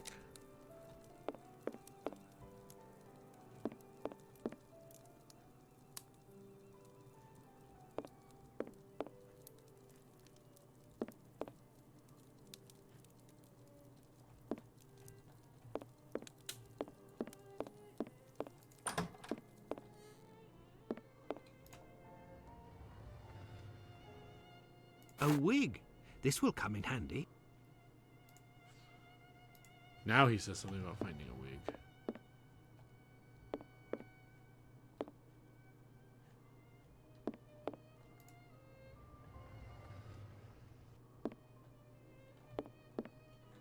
Perhaps it's in Watson's room. Oh, here it is. It's by the door, you dunce. As for young P.C. Smith's account, he must have been mistaken about this person's real height. It is only an inch or 2 after all, and we can attribute the same height as the other 2. Agreed. Bravo, Watson. Our mannequins have been recreated based on the correct accounts. Now, Watson, let's see in what ways these statements differ and how the witnesses could have been mistaken. Let's look at these wigs and moustaches. Let's start by taking the first Joseph's testimony, who saw the man head-on in a well-lit spot and in which he noted fair hair. Now, let's consider the same person, but in the lighting and angle of the other 2 witnesses, in the darkness of night, with poor artificial lighting from above. Put out the light, Watson.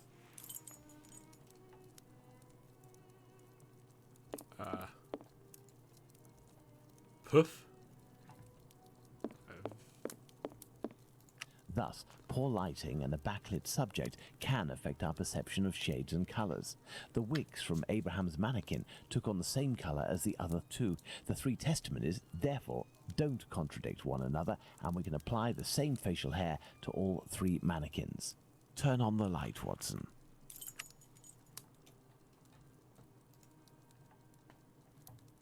So...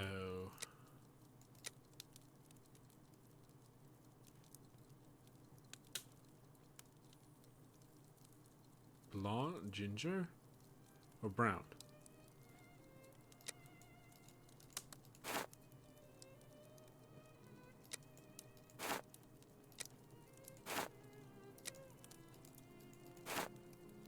Nope. It's blonde. Yes, I have, Holmes. Well done, Watson. With regards to the murderer's hair, the 3 witnesses should Yes, agree sure. on Abraham's testimony. As Joseph is the only one who saw our man in full light, his hair must therefore be fair. You see, Watson, it is hard to draw objective conclusions when one is an eyewitness to an event. This leads us to reconsider the various statements regarding the supposed age of the man. Even if you are face to face with someone in full light and for a period of several hours, to what extent can you determine their exact age? And even more so if you observe them for only a few seconds and or from behind. We must allow some flexibility when considering our witnesses' statements, but always scientific flexibility. Huzzah! Alright, Holmes. Now that we have fully considered the witness accounts, let's see to what extent they agree. If we apply the range of error for each of our dummies, we can deduce the age of our murderer as precisely as possible. What? Okay. Determine the age range thanks to the tolerances of years indicated by Sherlock. 3 to 5. 7 to 10, 7 to 10.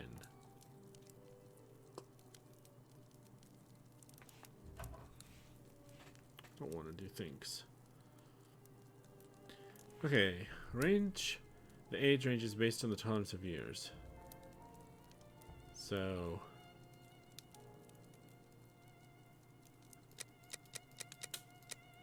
Oops, I went the wrong way. 26 to 35. Or 34, 27 to 33. There we are. Magnificent. Ha-ha!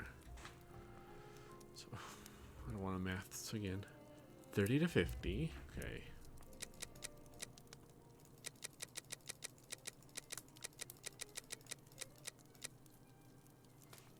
What did you like?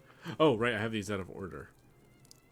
The walkthrough person has these two switched. So 30 to 50 would go here. Which actually makes a little more sense now that I think about it.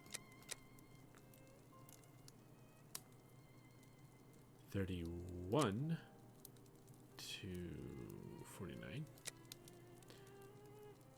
32 to 48.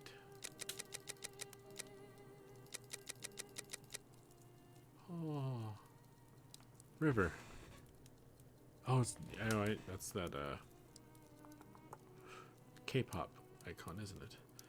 And 33 to 47. Excellent. Now, on to the next step. 16 to 36. 17. 17, wow. Oops.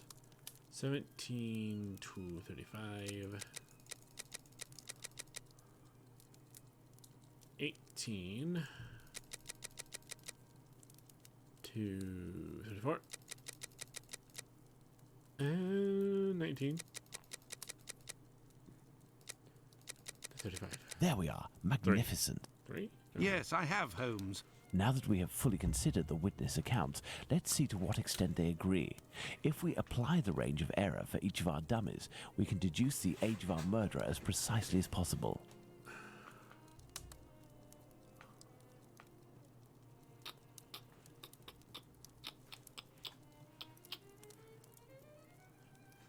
Based on deduction, change all the ages.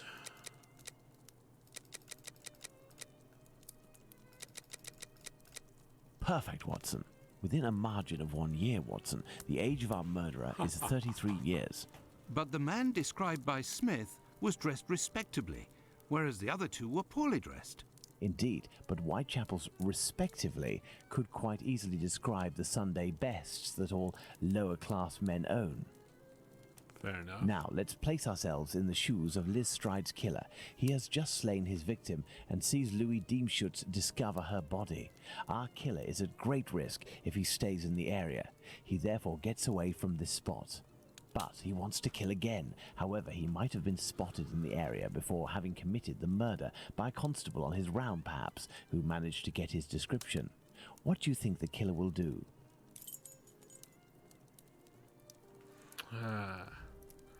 By a disguise? No.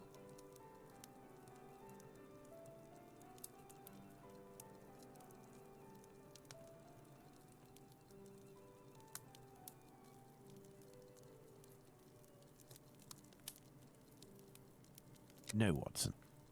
Oh. No, Watson. Oh.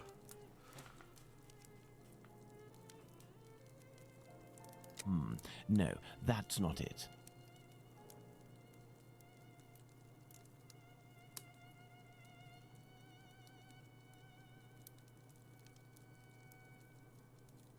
No, Watson.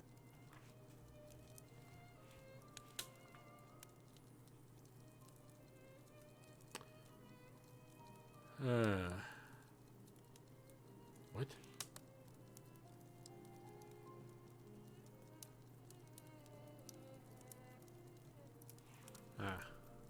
No, Watson. Safe place and change. Go back home or to a safe location, change his clothes and leave again in search of another victim. It's the only possible explanation, Watson. The man returned to the safety of his lodgings Makes sense, and makes then sense. decided to go out again with new clothes and repeat his sinister nocturnal work. That's how the discrepancies between the witnesses with regards to clothing can be explained. What a cold-blooded animal. And what determination! Powerful motives are pushing this man. Thus, we can conclude that the respectable man with the package may very well have been seen by the two Josephs. Even if it is just a mannequin, it's giving me goosebumps. But have we really made any progress, Holmes? I mean, there must be thousands of men in Whitechapel who match this description, wouldn't you say? You're right, Watson. We have worked on who, now let's work on where. We need a map of Whitechapel, and please also find me a pencil, 2 compasses, one of which can draw ellipses. Well, I saw the compass earlier. What?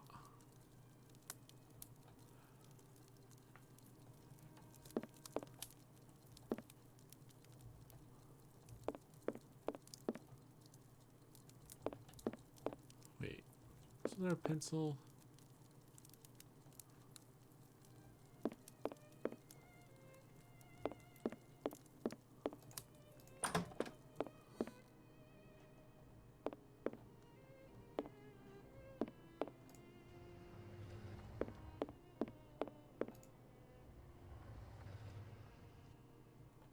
Gun. There's a pencil somewhere.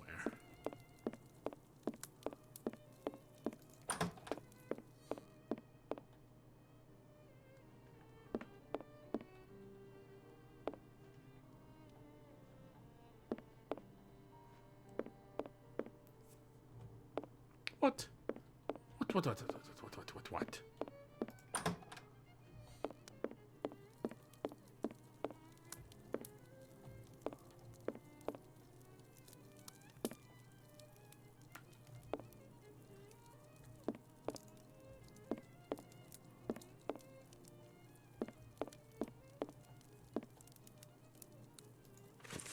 Oops.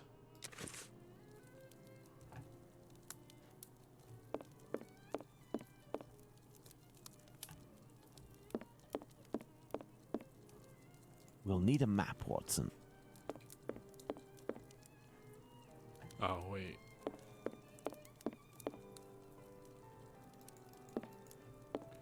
No, do I have to leave the apartment to go find this stuff?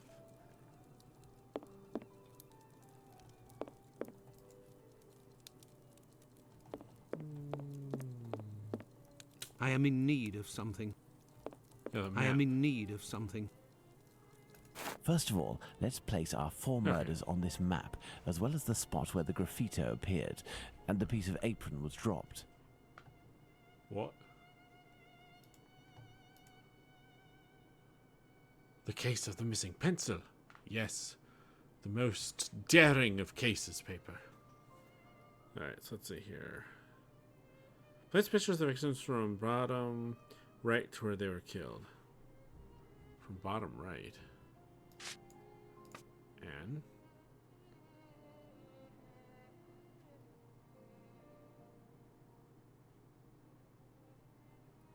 okay, Anne goes there. Elizabeth was killed at Dutfield. Mary Ann. I'm missing one. Catherine Eddowes. At Mitre Square. Graffiti was found in Golston Street.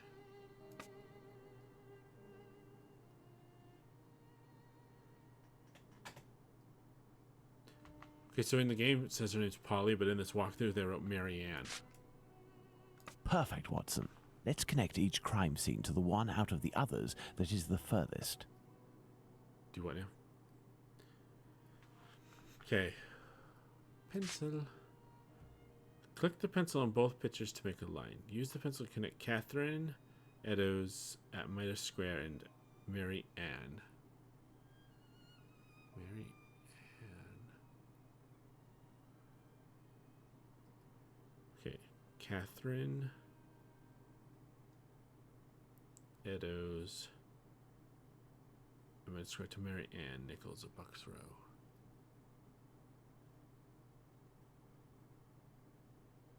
Really? I have a green pencil. Would you look at that? Connect Elizabeth Stride with Anne Chapman. You see, Watson, the murders aren't grouped together, but seem to be spread out like cardinal points around a central zone. The killer obviously wanted to avoid returning to the previous scenes of his crimes, assuming that they would be more closely watched or that he could be recognized. So the killer lives at the center of this cross. In the vicinity, most certainly, but how near? We cannot afford to get it wrong. If you concentrate, Watson, you will notice that the murders are roughly equidistant from the intersection point of the diagonals. Let's focus on the night of the double murder. Remember, Watson, it took us 20 minutes to get from Dutfield's Yard to Mitre Square. Let's draw a line from one to the other. So I want to draw the line from Mitre Square to Dutfield Yard.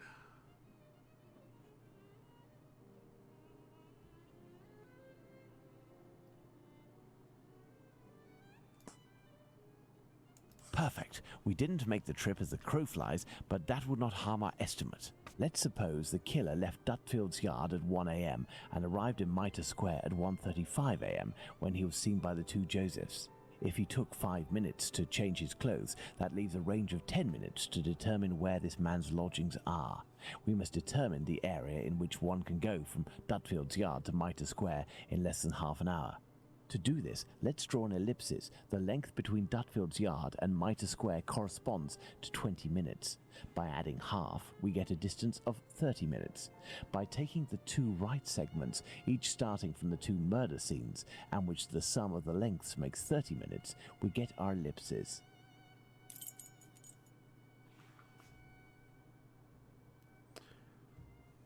Got all that, everyone?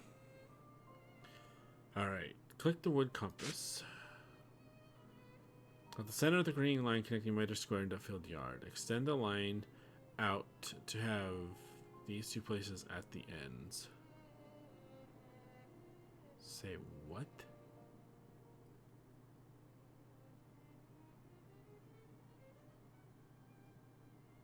Okay, so click in the middle.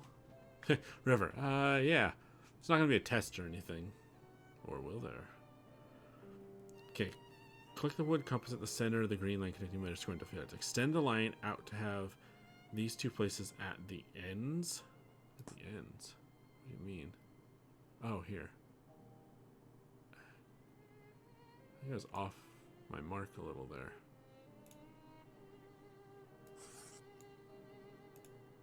No, let me... I don't want to reset it.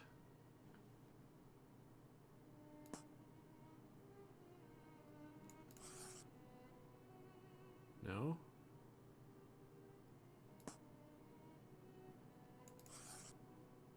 Like that? Holmes, I need help.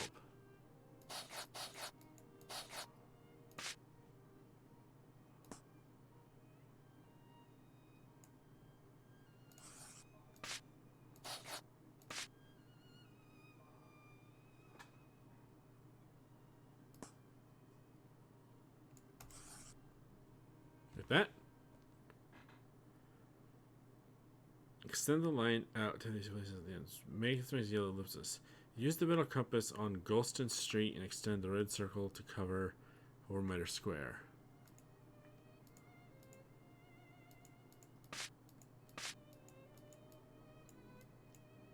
I didn't get this right. Center of the green line.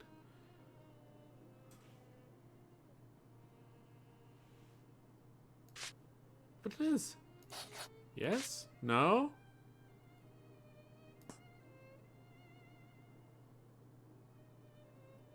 But to be exact? Is Holmes a stickler for accuracy? Oh, that's not good. Alright, let's try this. Halfway is like right here, right? Ish? No. Wow. Oh.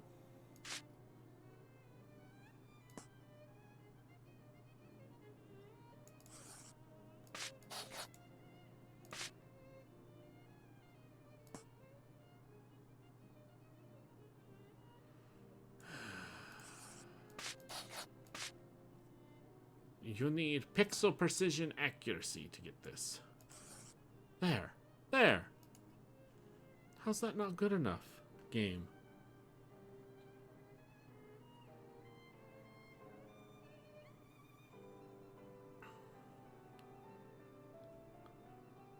Duffield Yard, made a square. That's even what the picture shows. Mostly. Mostly.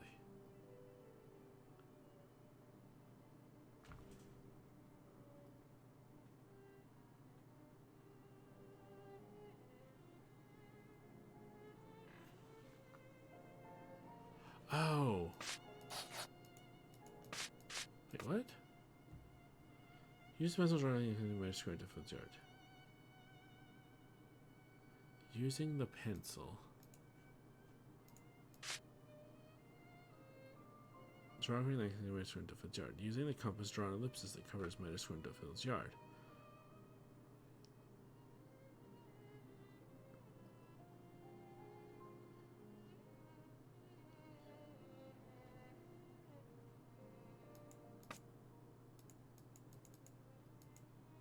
I'm so confused.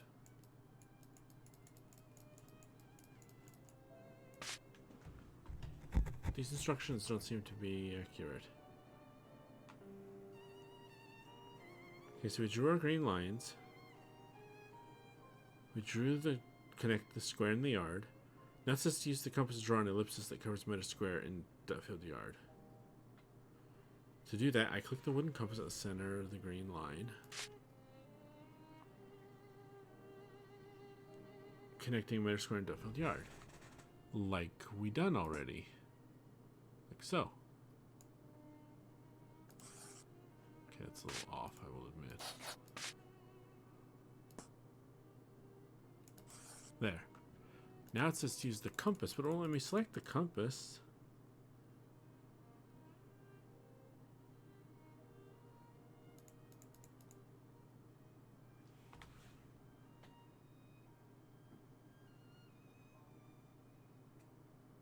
Yeah.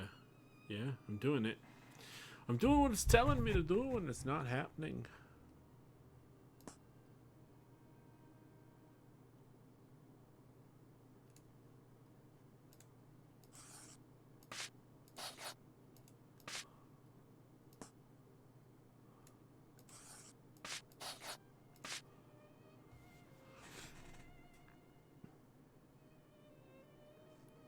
Pixel precision accuracy, I guess.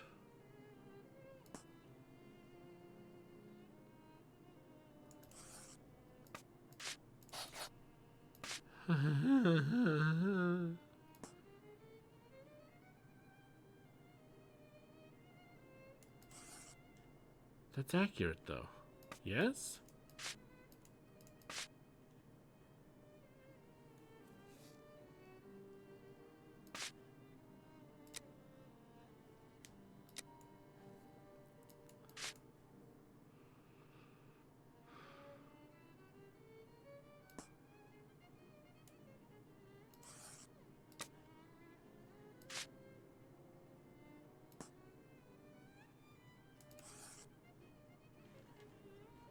Yes. Oh, this trigger. Damn you, Holmes. Did you fall asleep? You're not paying any attention. Save because I'm getting frustrated.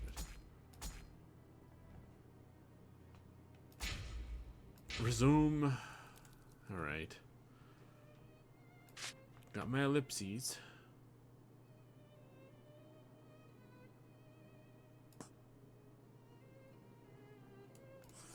It's wrong. Closer to this intersection. There we are, Watson. Our killer lives in this area. It's still rather a vast area, Holmes. Yes, indeed. And our goal is to reduce this area as much as we can. We must consider the fact that the murder at Mitre Square was committed under a certain amount of pressure, given that the killer knew he was wanted for the acts he committed not long before. We can assume that he had to do it in a safe zone, that is, an area not far from where he lives. This is especially true of an act such as the graffiti he carried out after 2 murders. Let's trace a circle around this point, with the distance separating it from Mitre Square as the radius.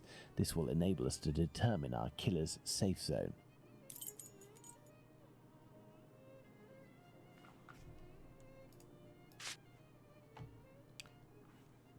I don't know. That's silly, but okay. Use the middle compass on Golson Street. Golson Street?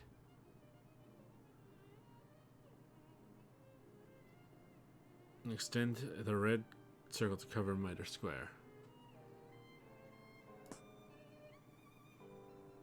Our killer must surely live inside this circle. Now, let's intersect it with the ellipsis that we previously determined. What?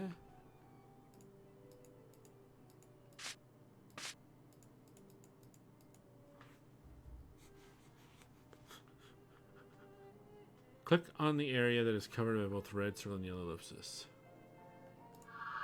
In here. Oh. There we are, gotcha. Watson. The Aldgate district. Shouldn't we inform the police so that they can concentrate their efforts on this area of Whitechapel? It is probably already crawling with inspectors, Watson, and I doubt that they would take us seriously, even if they were willing to listen to what we had to say. True. Let's focus instead on understanding the killer's modus operandi. We know our murderer preys on prostitutes who are penniless, weak, sick, or alcoholic, that he distracts them the moment before killing them, and that he left an anonymous message inciting anti-Semitic hatred at the entrance of a building occupied by Jews. How would you describe this man? Very disturbed. What a coward. Indeed, he is a person of great cowardice.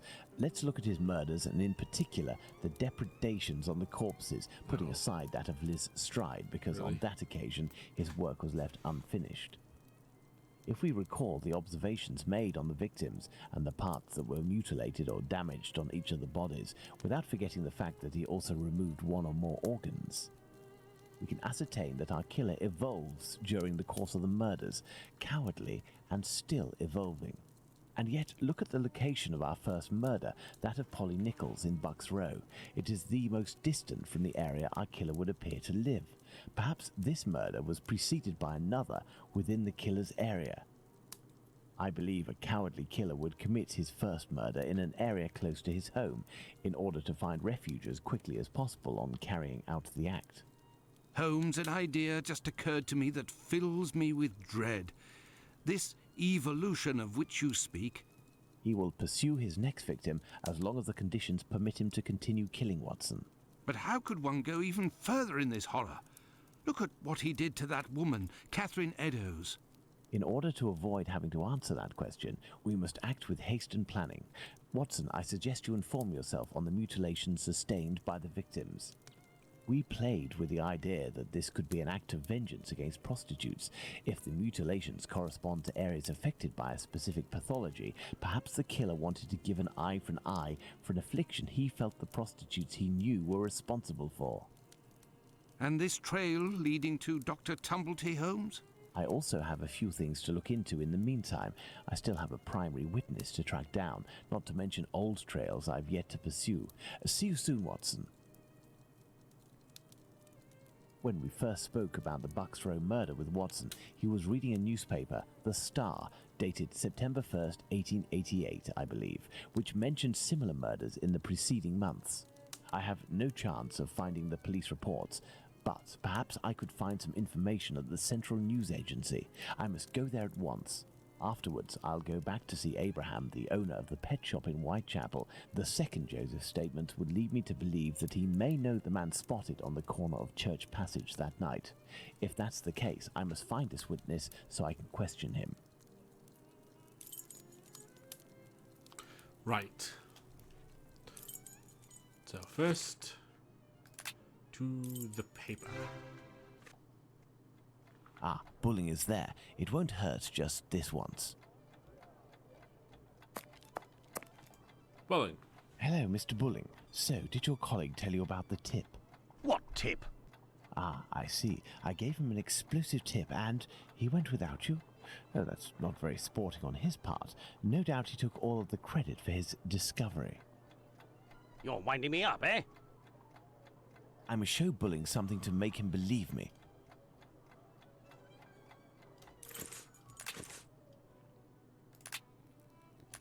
Oh, he was right. Here you go. What do you want? I'm not winding you up. The proof is that he gave me this advance on the debt. The traitor! He owes me if I find him. Before I leave, can you do me a favor? Heck, tell me. I'm looking for some reliable info on the murders committed in Whitechapel in the months before Polly Nichols' attack. Reliable? Ha! You really think you'll find that here? Fine. I'll be honest with you. We have folders that group the dispatches from the current year into categories. In the police law category, you'll find the transcripts from the trials and investigations that we sell to the newspapers that ask us.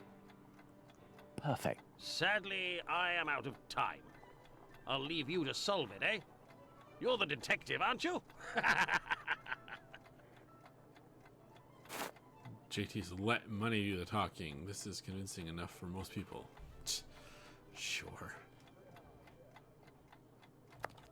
Alright, to the file cabinet underneath the portrait of the Queen. The dossiers are full of papers in dated envelopes. I can't open them. That would be too obvious. How can I tell which compartment to look in? No categories are indicated. What do you mean that'd be too obvious? Wah. An envelope is torn. I can tell that this dispatch contains economic information. Okay, economy.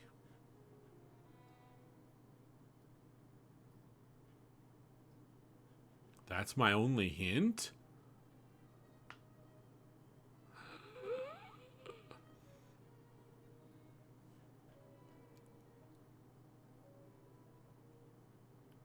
So what's the what? Okay.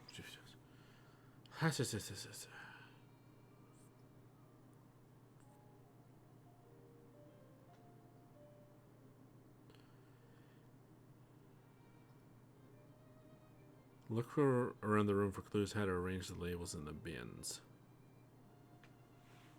Clues in the room? Okay.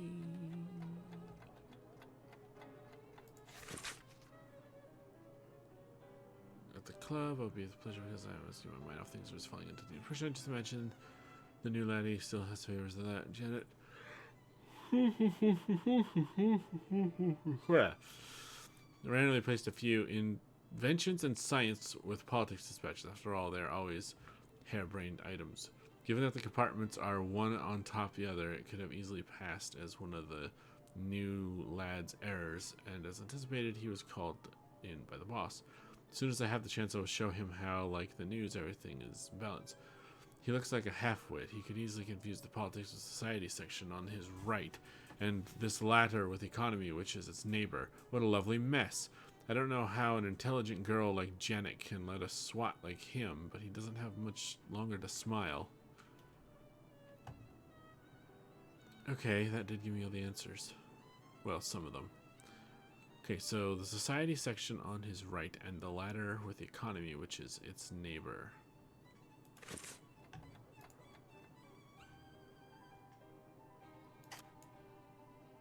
Economy on the right. Society? I don't want a big brainy thinky. Okay. It mentions the invitation and sciences on top of the others, and politics has society at its right, and economy is also right of society. Economy is right of society? Okay. Go to the right. Go to the desk right of the director's door. Read the paper in the typewriter? Did I just do that?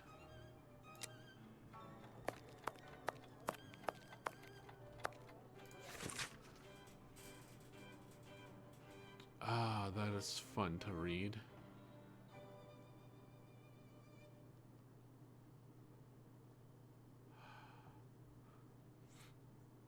The weather section is almost always empty. Put it with the news in brief.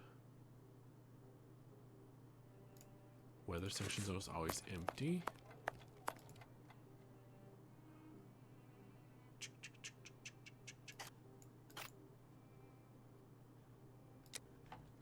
Okay.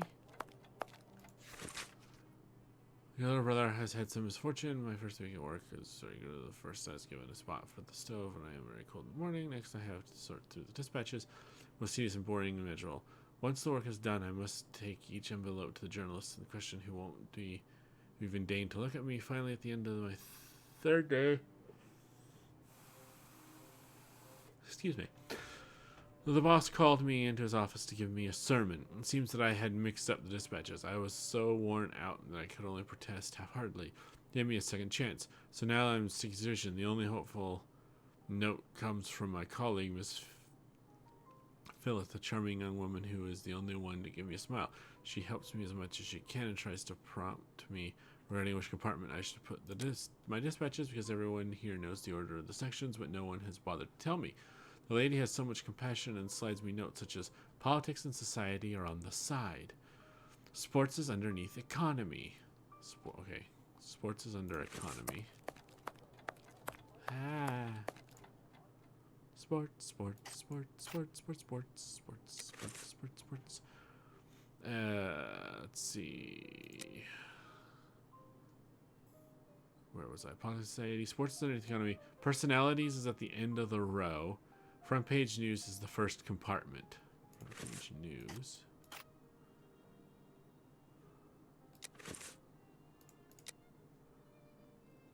This is the first compartment, etc. And confidences are almost words of love from her mouth. I don't think that she likes placing the envelopes on the desks at all, because she ends up with some thanks that are very disturbing. I have volunteered for the task, much to everyone's displeasure. Nothing new concerning my landlady, but I managed to pay her, blah, blah, blah, blah, blah. Okay, so personalities is at the end of the row. Personalities. Into this row, maybe? Okay. So what other clues do we have?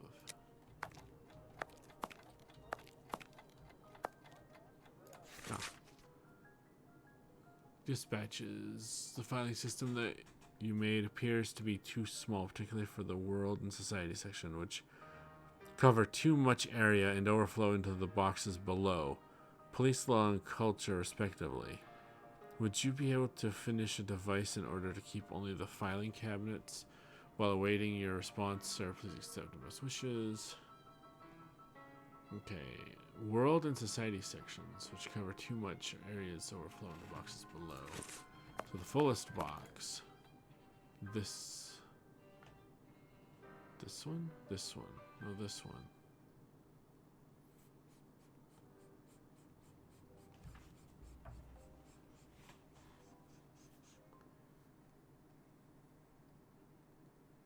I'm gonna cheat.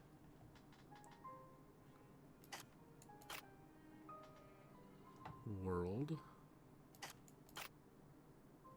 Politics.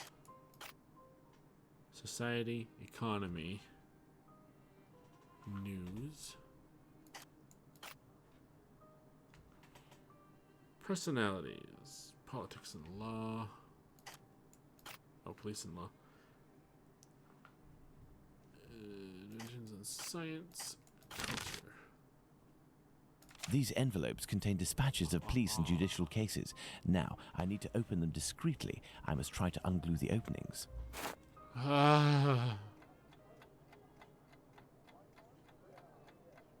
There's no tea kettle in here.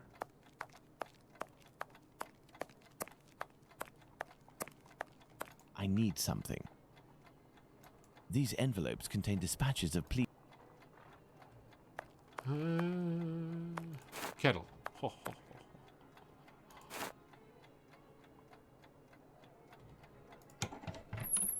I need something. What do you... What could you possibly need now, Holmes? I need something. Do I need to put water in the kettle? Oh, we're running out of water. I need something.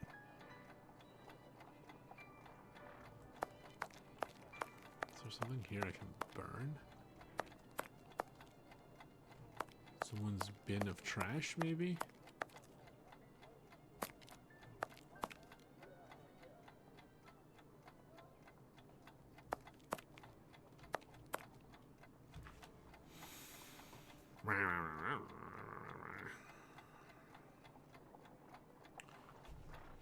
Watering can. Where's the watering can? Ah. Water. There, that will provide me with steam.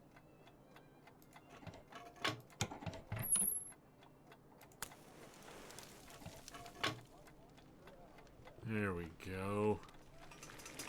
The oldest trick in the book. Open, and it looks like I'm in luck. This envelope contains precious information. Day of inquest, Saturday, April 7th, 1888. Mr. Wayne E. Baxter, the East Middlesex coroner, held an inquiry on Saturday, 7 April, at the London Hospital respecting the death of Emma Elizabeth Smith, aged 45, a widow, lately living at 18 George Street, Spretfields, who, it was alleged, had been murdered. Chief Inspector West of the H Division of Police attended for the Commissioners of Police. Miss Mary Russell, deputy keeper of the common lodging house, stated that she had known the deceased for about 2 years. On the evening of Bank Holiday, 2 April, she left home at 7 o'clock and returned about 4 or 5 the next morning in a dreadful state. Her face and head were much injured, one of her ears being nearly torn off. She told the witness that she had been set upon and robbed of all her money. Witness took her to the hospital, and when passing along Osborne Street, the deceased pointed out the spot where she was assaulted. She said there were 3 men, but she could not describe them. Mr. George Hasliff, house surgeon, stated that when the deceased was admitted to the hospital, she had been drinking but was not intoxicated. She was bleeding from the head and ear and other injuries of a revolting nature. Witness found that she was suffering from rupture of the peritoneum, which had been perforated by some blunt instrument used with great force. The deceased told him that at 1:30 that morning she was passing near Whitechapel Church when she noticed some men coming towards her. She crossed the road to avoid them, but they followed, assaulted her, took all the money she had, and then committed the outrage. She was unable to say what kind of instrument was used, nor could she describe her assailants, except that she said that one was a youth of 19. Death ensued on Wednesday morning, 4 April, through peritonitis set up by the injuries. Margaret Hayes, living at the same address as the deceased, disposed to seeing Miss Smith in company with a man at the corner of Farratt Street and Burdet Road. The man was dressed in a dark suit and wore a white silk handkerchief around his neck. He was of medium height, but witness did not think she could identify him. Chief Inspector West, H Division, stated that he had no official information on the subject and was only aware of the case through the daily papers. He had questioned the constables on the beat, but none of them appeared to know anything about the matter. The coroner said that from the medical evidence, which must be true, it was clear that the woman had been barbarously murdered. It was impossible to imagine a more brutal and dastardly assault, and he thought the ends of justice would be better met by a jury recording their verdict at once than by adjourning to some future date in the hope of having more evidence brought before them. The jury returned a verdict of willful murder against some person or persons unknown. The police are making every possible inquiry into the case, but up to yesterday, 8 April, had not any clue to the persons who committed the outrage. The information excludes the murder of the first woman, Miss Smith. Jack the Ripper can't be the author of that crime. On the other hand, there are enough similarities to suggest he may be the killer of Martha Tabram. I must go to the pet shop. To the pet shop! I'll leave this kettle on to boil over and burn down. No, it won't boil over and burn down the place. I must go to the pet shop. Closed until further notice. Abraham isn't there. No luck. Damn. Now what? Now what must I do? Beep beep. Beep beep. Good evening. Oh, good evening, sir. Do you know why Mr. Solomonich's shop is closed? No, I don't. Perhaps his cousin, the cobbler, knows. But I believe the police came to take his animals. I think that might have something to do with it. Aw. When was this? During the day. The kids you were with the other day were there, they told me. They just came by to ask for some cat's meat. They didn't have any money, but I gave them some anyway. Ah, Is something wrong? it's just that there was a little girl with them, the same age as mine. My little girl who went away with her mother, with the angels into the sky. Dr. Watson told me about your loss. Please accept my condolences. Would you like to talk about it? How did it happen? The illness, sir. My poor little girl was in agony, and her face and body were ravaged by the disease. Her face? Yes, she looked like a ghost. What illness was it? Dr. Gibbons tried to explain when I took my little girl to see him, but I didn't understand. I'm sure that he was trying to insinuate it was my fault. I'm sorry, but I don't want to talk about it anymore. I understand. Farewell. Let's go and see Dr. Gibbons. What does this have to do with any of it, though? Let's go and see Dr. Gibbons. Wow. That lady's screaming up a storm. Dr. Gibbons? Hello, Doctor. Do you remember me? I'm Sherlock Holmes, Dr. Watson's friend. Oh, yes. Excuse the mess, but I am doing a bit of tidying. I have come to see you about a Mr. Hardyman, a cat food seller by trade who recently lost his daughter and wife. Yes, I know him. A tragic story. Actually, I was hoping you could tell me about the disease that took his daughter, a disease that would have attacked her face. Well, to keep it short, we are speaking of syphilis, Mr. Holmes. You must certainly know that it is transmitted through intimate connections, and that the vast prostitute population here contributes to its inevitable progression. It destroys individuals by spreading through the body slowly. The most obvious symptoms can be found in the genitalia and on the face in the form of pustules or lesions. Sometimes this illness can destroy whole families. The father catches it from a prostitute, he transmits it to his wife, who in her turn passes it to the kids which she bears or nurses. These cases are numerous in the vicinity. Certain children, and this is the case of the little girl whom I won't name, suffer from an emaciation of the face which will, apart from predicting an imminent death, bring infamy upon the family. Emaciation of the face? Yes, what we sometimes call the pox. I will give you a photograph. One cannot be mistaken on the origin of such a face. The eyes seem to be void of lids. The nose is inexistent, as if it was cut off. And the cheeks are chiselled, as if cut with a knife. This loss of facial matter, this emaciation, is, in this area, often the gift from a father to his children. Can I keep this photograph? I should destroy it. But if it can remind you that one must sometimes think twice before giving in to physical attraction... I always seem to find myself alone in such cases. Thank you, Doctor.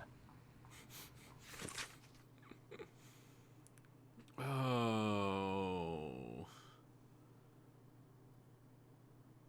River, I agree. Let's go to the cobbler's. Is Beep Beep Jack the Ripper? Is he mutilating these women's bodies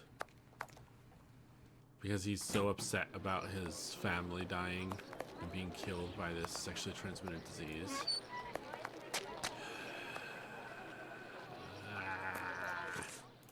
No, I want the map, not that horrible picture. Let's go to the cobbler's.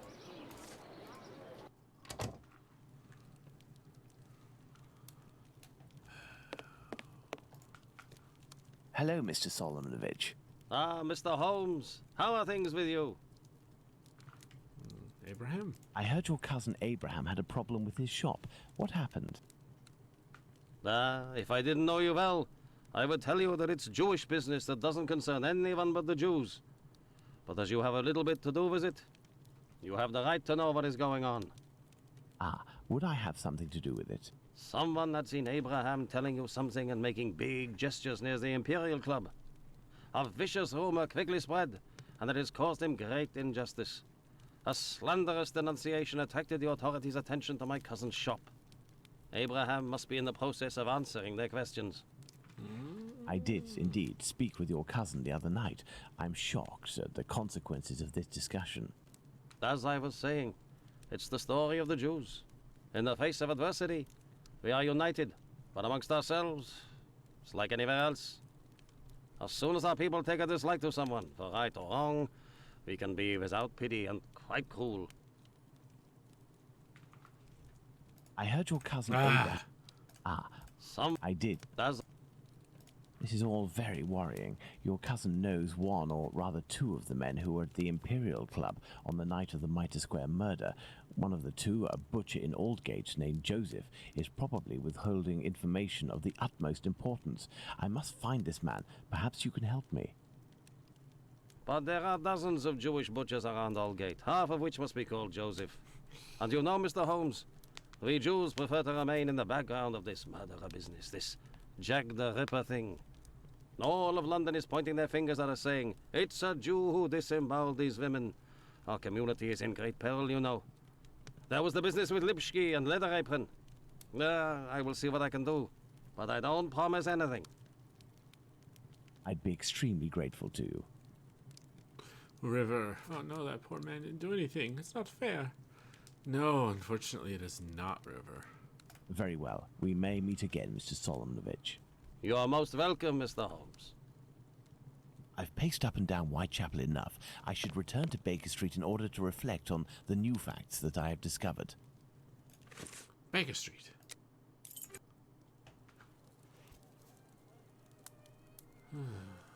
October 15th, 11:20 a.m. Watson. Hello, Holmes.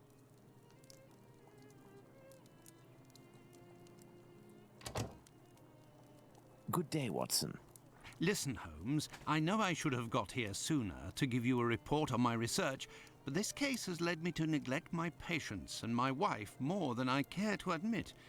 I've been able to sort things out over the last few days, and now I am ready to pursue this investigation. You don't have to justify yourself, Watson. Whilst I do tolerate you as an observer, and despite your occasional help with more menial tasks, may I remind you that you are by no means an indispensable part of this case. Oh, you tolerate me as an observer, do you? Oh, wow. Too much, Holmes. Well, Mr. Detective, despite my absence, I have been working on this case, putting my relationship on the line in the process. And I happen to have a confidential letter that only passed from one lord's hand to another. What it contains is extremely serious and concerns Dr. Tumblety and his collection of uteri. Let me see that. Watson's justified in his indignation. Holmes can be quite the ass. Oh, why does it have to be so long?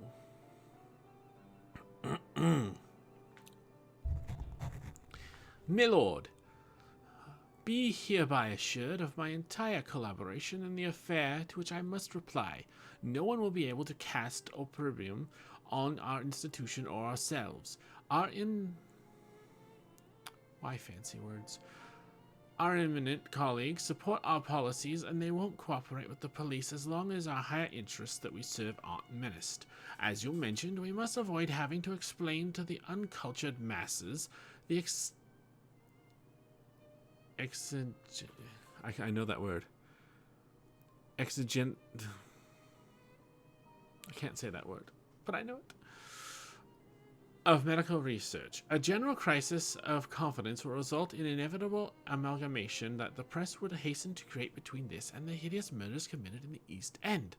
To this end, I tactfully evoke the rumor that you mentioned in your letter when I met you with my colleagues. It turns out to have grounds, and these are the specifics that I am able to obtain. 18 months hence, an American doctor in London did in fact contract certain hospitals His approach was aimed at getting stocks of feminine genitalia, particularly uteri. He was motivated initially by the finalization of his research and its publication. The doctor in question wanted to include a uterus specimen freshly conserved in formalin, with each of the research dissertations sent to each of the colleagues involved. A large quantity was thus necessary, and this doctor proposed to buy each of the uteri for £20 each. The hospital directors did not pay heed to these demands, of what I have been assured.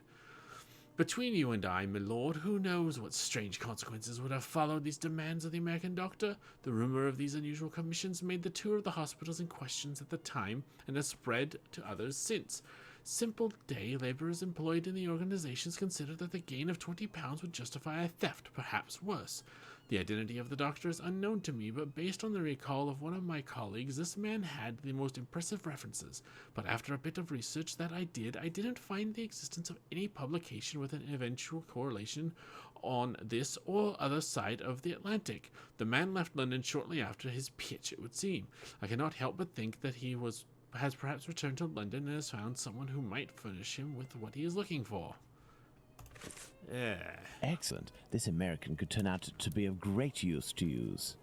That's right. And that's not all. I did some research and finally found an illness that affects the genitalia and can, in certain cases, cause facial symptoms resembling the mutilations seen on the last victim. It is called, would you believe? Syphilis and the emaciation that can be seen in affected children. I have known that for days, Watson. Really? Listen, now you're already here, Watson, we may as well continue the investigation. Do you remember the map on which we established the area in which our killer lives? I think we should continue our study. Continue our study. Okay. Well, I discovered the case of another murder before that of Bucks Row. It happened in George Yard. We shall put it on the map in order to see if it corresponds to our area of research. We must place the murder of Martha Tabram in George Yard on the map. Ooh, look at that. That is where Martha Tabram's murder took place. There's no point going there. I already have all the information we need on that matter. You see, this murder took place in the area in which our killer lives, his safe zone. Nonetheless, there are two major differences between the murder of this Martha Tabram and that of Polly Nichols. Firstly, the blows inflicted are not the same. And the second difference? It follows on from a doctor's opinion. He claims two weapons might have been used, and if there is one group of people we absolutely must not trust in this business, it's doctors. Don't you agree, Watson? Watch it, Holmes. Tabram's murder took place in an area where the murderer, whose cowardice is clear, was able to make a quick getaway, that is to say, near his home. For his second murder, he would have wanted to go further afield, so the police would not link these two cases. And as for the other murders, seeing the ineffectiveness of his last one, he headed in different directions to kill his victims while still staying in the vicinity and without going any further than necessary, and all the while planning his escape. My dear Watson, we now know what this man looks like, in what area he lives, and that he suffered directly or indirectly from syphilis. Let's not forget the anatomical knowledge he must almost certainly possess. Given his lower-class background, a butcher seems very likely. However, it may be the case that the man was a butcher once, but is no longer. He might also have been a medical assistant. Who knows? That's why we need the testimonies of the other Joseph and Dr. Tumblety in order to be certain. What shall we do, Holmes? As the police's cooperation is futile and can be ruled out, we have nothing to do but wait. Watson, wait, and hope we see one of these two men before the killer strikes again. At last, a long November day's work 8th? done. How are you doing, Holmes? Fine, Watson, just fine. I suppose you still haven't heard any news from Whitechapel. No, Watson. It's been almost a month now. Who knows? Our killer may have brought justice upon himself, overcome by remorse and ignominy for his actions. Not a chance, Watson. You haven't done anything about the story of a kidney that was sent in the post and reported by the papers. Why not? The killer left a message on one occasion with the intention of harming. The letter accompanying this package served no purpose other than to give value to its recipient and arouse disgust against its sender. The killer has never done anything for nothing. In order to authenticate the Galston Street message, he left an indisputable piece of evidence. Can we really say as much about this kidney? I don't know. All I know is that there are letters piling up on your desk. Isn't it time to move on to another case? Absolutely not, Watson. I think that the other Joseph is reluctant to meet me. The man he saw must certainly have put the fear of God in him, a man well known for his violence and his hatred towards Jews. There can't be any shortage of those in Whitechapel. I have hope yet. As for Dr. Tumblety... We found him, Mr. Holmes. We found him. Who's that? Dr. Bumblebee. He's been Bumblebee? locked up by the bobbies, but they've let him loose. Oi, he was looking round like a rat who's scared of his own shadow. He's gonna do a run at years. Watson, this is our chance. The game is afoot. Let's hope that Tumblety will go to collect his trunk. As for you, my little friends, thank you for lifting this burden that has been on my shoulders for almost a month. Dr. Bumblebee.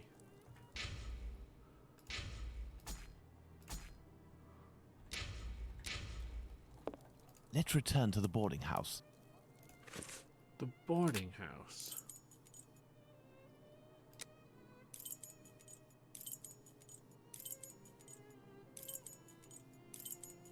There's the boarding house.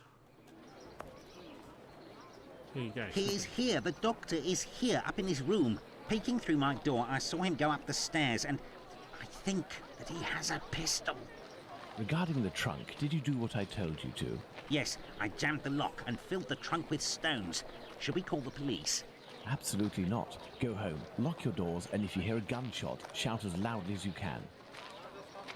Watson, we must disarm this man at all costs before attempting to confront him. Come, have your pistol at the ready and stay alert.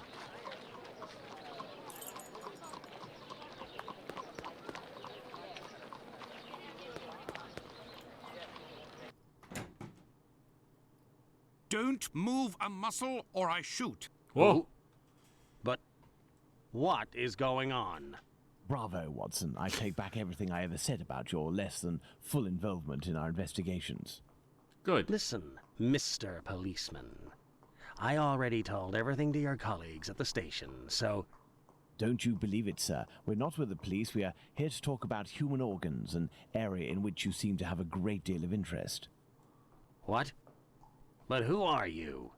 We are the ones holding the pistol. Listen, Tumblety, tell us everything you know and you will be spared from the noose or a bullet. Have you tried to get hold of any female genitalia from someone during these past months?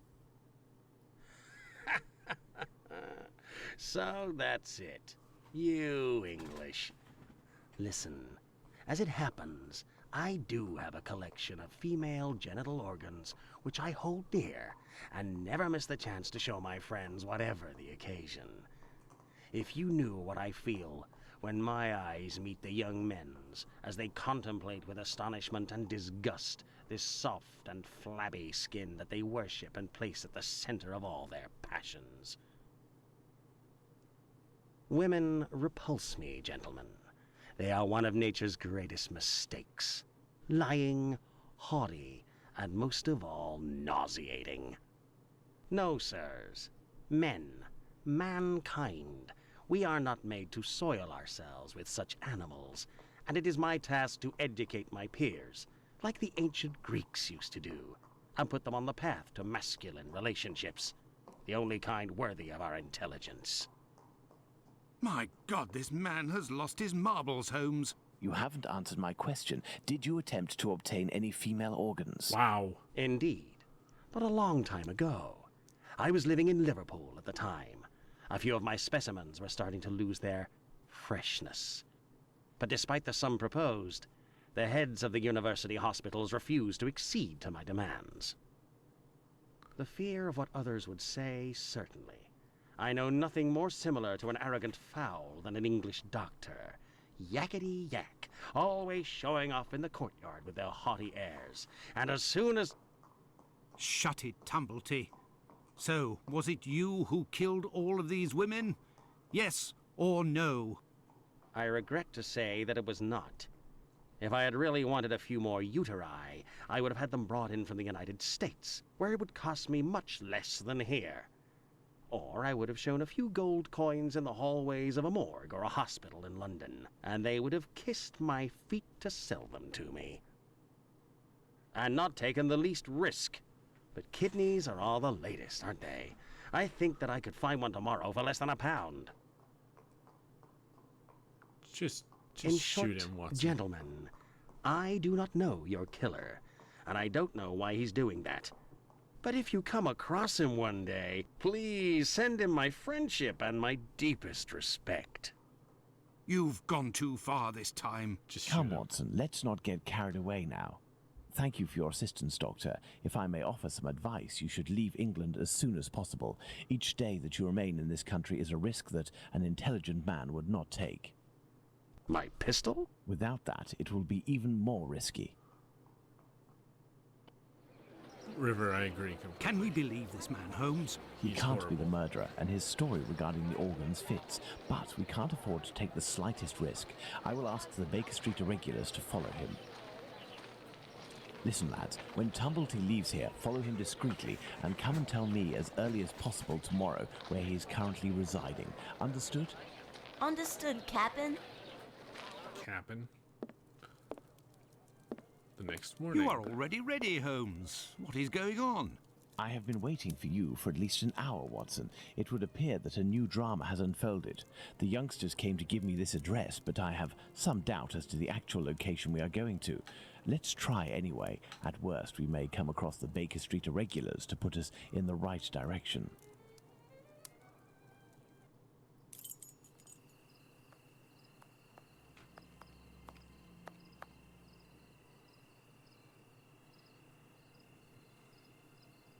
We are lost, Holmes.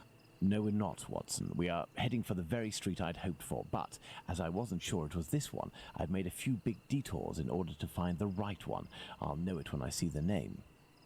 Why, of course, Holmes. Why didn't I think of that? The great Sherlock Holmes can't... Can't ever be lost.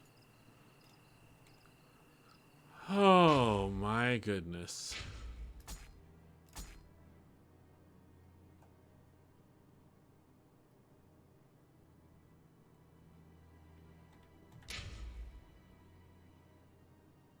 Oh. Hello, Watson. Does that beep beep down there crying?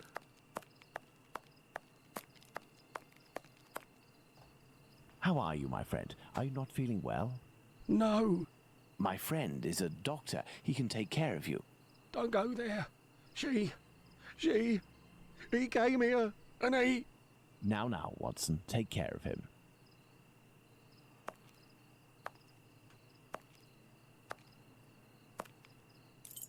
I'm about to find another murder victim.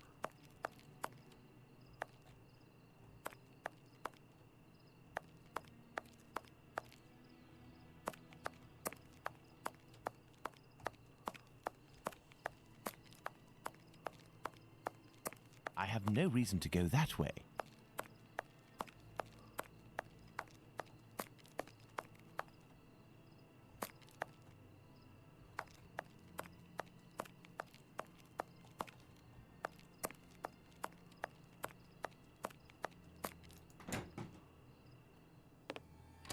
Oh, God.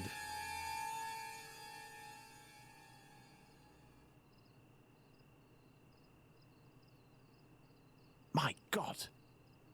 What happened? Can't talk. Wait for the coppers. Are they coming? My eyes are crying. No. Go find them too, mister. I'll stay here and keep an eye out. Go! No, I must await my friend. Ah, here he is. Thank Watson, God we didn't are you see it. there? How are you? Fine, Holmes. And you? What happened? Hello, sir. Where are we, Watson? In Whitechapel, Holmes. This must be Dorset Street. You don't seem very well. Do you need something? Indeed, Watson, some clay, a great big piece of clay. I would ask for some wine too, but as you know, I taste nothing but melodrama. What is over there? A trip from which you will never return, Watson. Trust me, don't go there. A trip? Behind this door? In this room? It's not strictly a door, it's more of a portal, a threshold, and what lies behind it is not the mortal realm, Watson. It is a place beyond time and space, the gift of a frantic artist who made use of his talent in order to grant us access to his world, Watson. Beyond that threshold is an abyss. Hell. The police won't take long to arrive, and the last thing I want is to waste precious time on them. Could you lead me out of this area and take me home? What the hell happened? I have nothing to ask.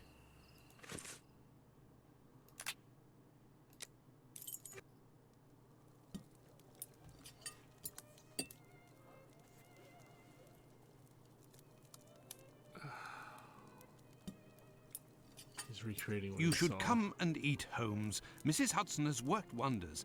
The joint has been cooked medium rare. If only you would tell me what was in the courtyard. The answer, Watson. The answer, Holmes? Yes, the answer to a question that you asked me a few weeks ago. And how the devil can the answer to a question I asked you be found in that courtyard? And what question are you referring to, Holmes? That's a talent. How our to drink and killer set talk. about reaching the height of horror by taking another victim, Watson.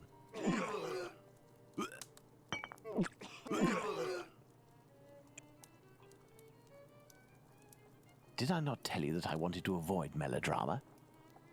Do you mean to say that... Yes, that's what was in that room. You helped towards the colour. All that's missing is the odour, but I shall let that pass. The mutilations almost all resulted in large removals of flesh. My photographic memory noted them all in great detail, the shape, size and location, and thanks to the softness of this clay and your medical knowledge, I believe we can attempt to determine what is missing from this lady. Do we have to? Don't you think we should wait for the medical examiner's opinion? Surely not, Watson. This massacre has gone on long enough. I can assure you that I will do everything in my power to get our hands on Jack the Ripper before this night is out.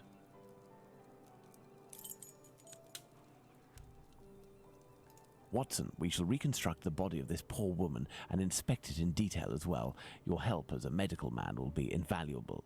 Holmes, I feel a bit unwell. Well, I understand. I will manage on my own. Her throat was slit just like the others. The wound is particularly deep.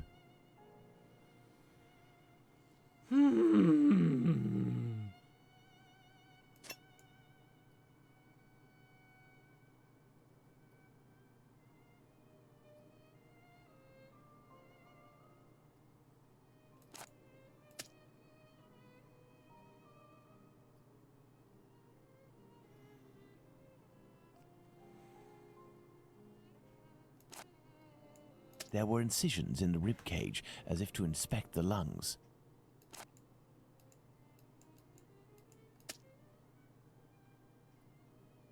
The liver was neatly removed. The liver was neatly removed.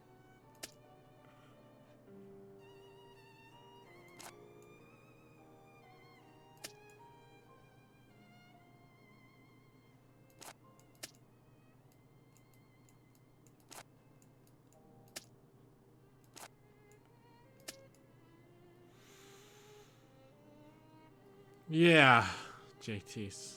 I agree. Fucking gross. Hey. No. Wrong side? Right side. An organ is missing, apparently. I must specify which organ this is on my list. The heart. The heart's missing. Are we done? Oh, thank God. There we are, Watson. We have examined everything. The heart is the only thing missing. 2 uteri, a kidney, and now a heart. He had all the time he wanted in which to disfigure her, cut her up like a piece of meat, and yet took nothing but the heart. What do you think of that, Watson? Watson?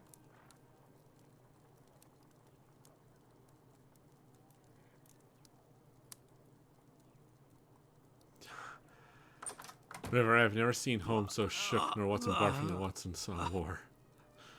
Yeah. Yeah. Oh. I dread to think how you'd react if you saw a corpse. I'm returning to Whitechapel, Watson, to Isaac's. If the heart tells you to come with me, if the heart tells you a little wordplay there. Oh, Holmes. No. Let's go to the cobbler's. Let's not. Let's call this the end of the stream, because I don't know if I can handle any more of this tonight. Oh, that was...